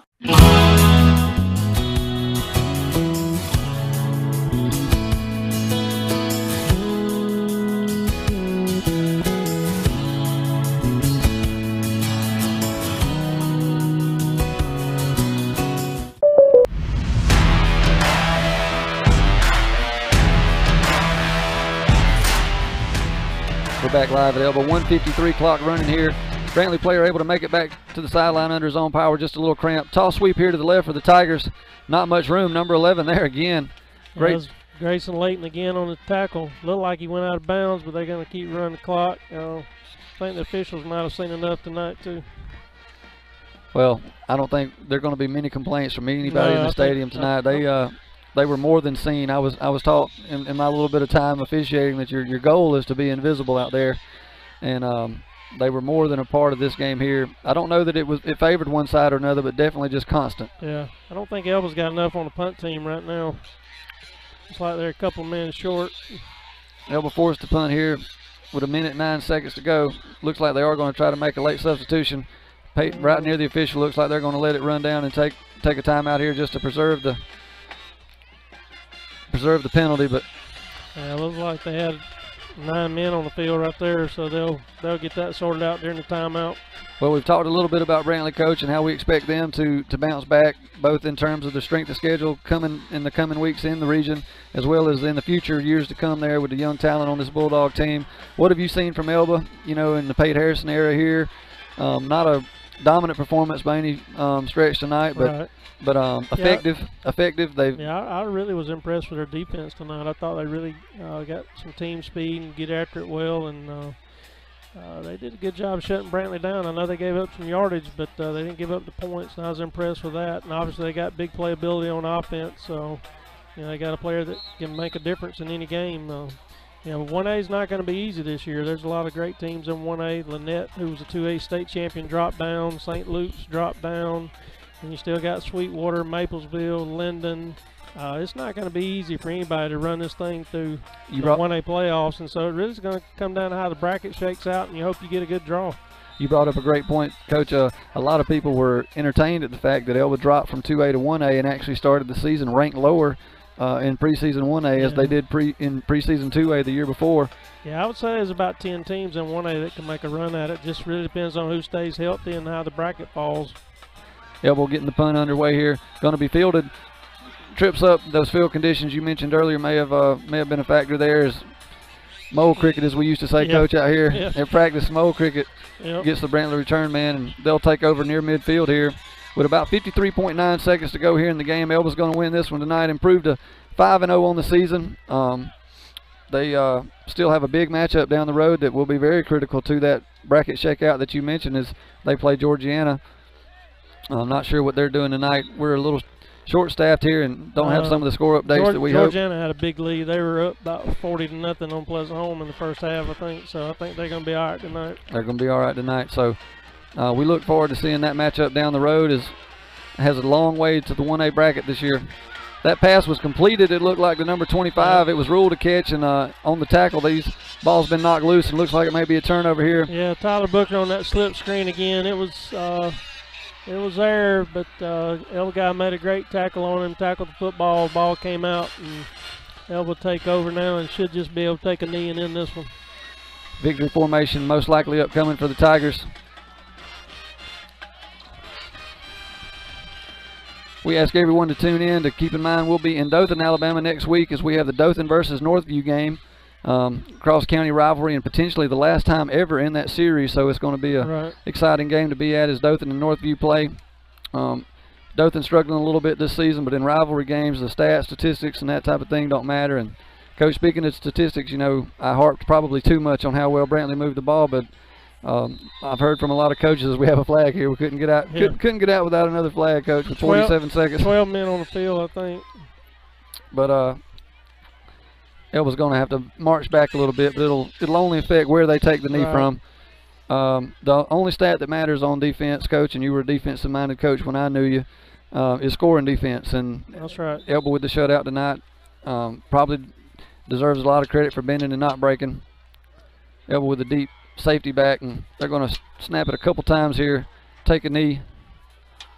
Brantley hopefully getting out of the game, as well as Elba with no injuries tonight. You always like to see that. I've seen a couple cramps, but I don't think either side had much injuries tonight. Looked like it's a fairly clean game as far as that goes, and you're happy to see that. Everybody's banged up this point in the season, but you hate to see that influence the outcome moving forward. As Pate Harrison's going to remain undefeated, take these Tigers to 5-0. Looks like they're going to have the game clock underneath the play clock here, so we're going to watch the last few seconds tick off. We are going to try to get a word from each coach after the game, but it's not going to be broadcast live. We'll have those coach post-game interviews for you Tuesday night on our preview show. We want to thank everyone for tuning in to Wiregrass Sports. We want to thank our sponsors. We're going to have a word from them as we leave you here live from Elba. Your final score as the clock ticks down to 0. Elba Tigers 26, the Brantley Bulldogs 2 tonight, as it is officially a final here. Both teams showing a lot of sportsmanship at midfield, and these two teams will be seeing each other a lot in the future and could actually meet up in the playoffs again as brackets come out later in the year. So we're leaving you live from Elba High School. Be sure to tune in Tuesday night for our preview show, and next Friday night as we travel to Dothan, we'll be live from the Northview Dothan High School game. Thank you and good night from Wiregrass Sports. Well, it finally happened, Zachary.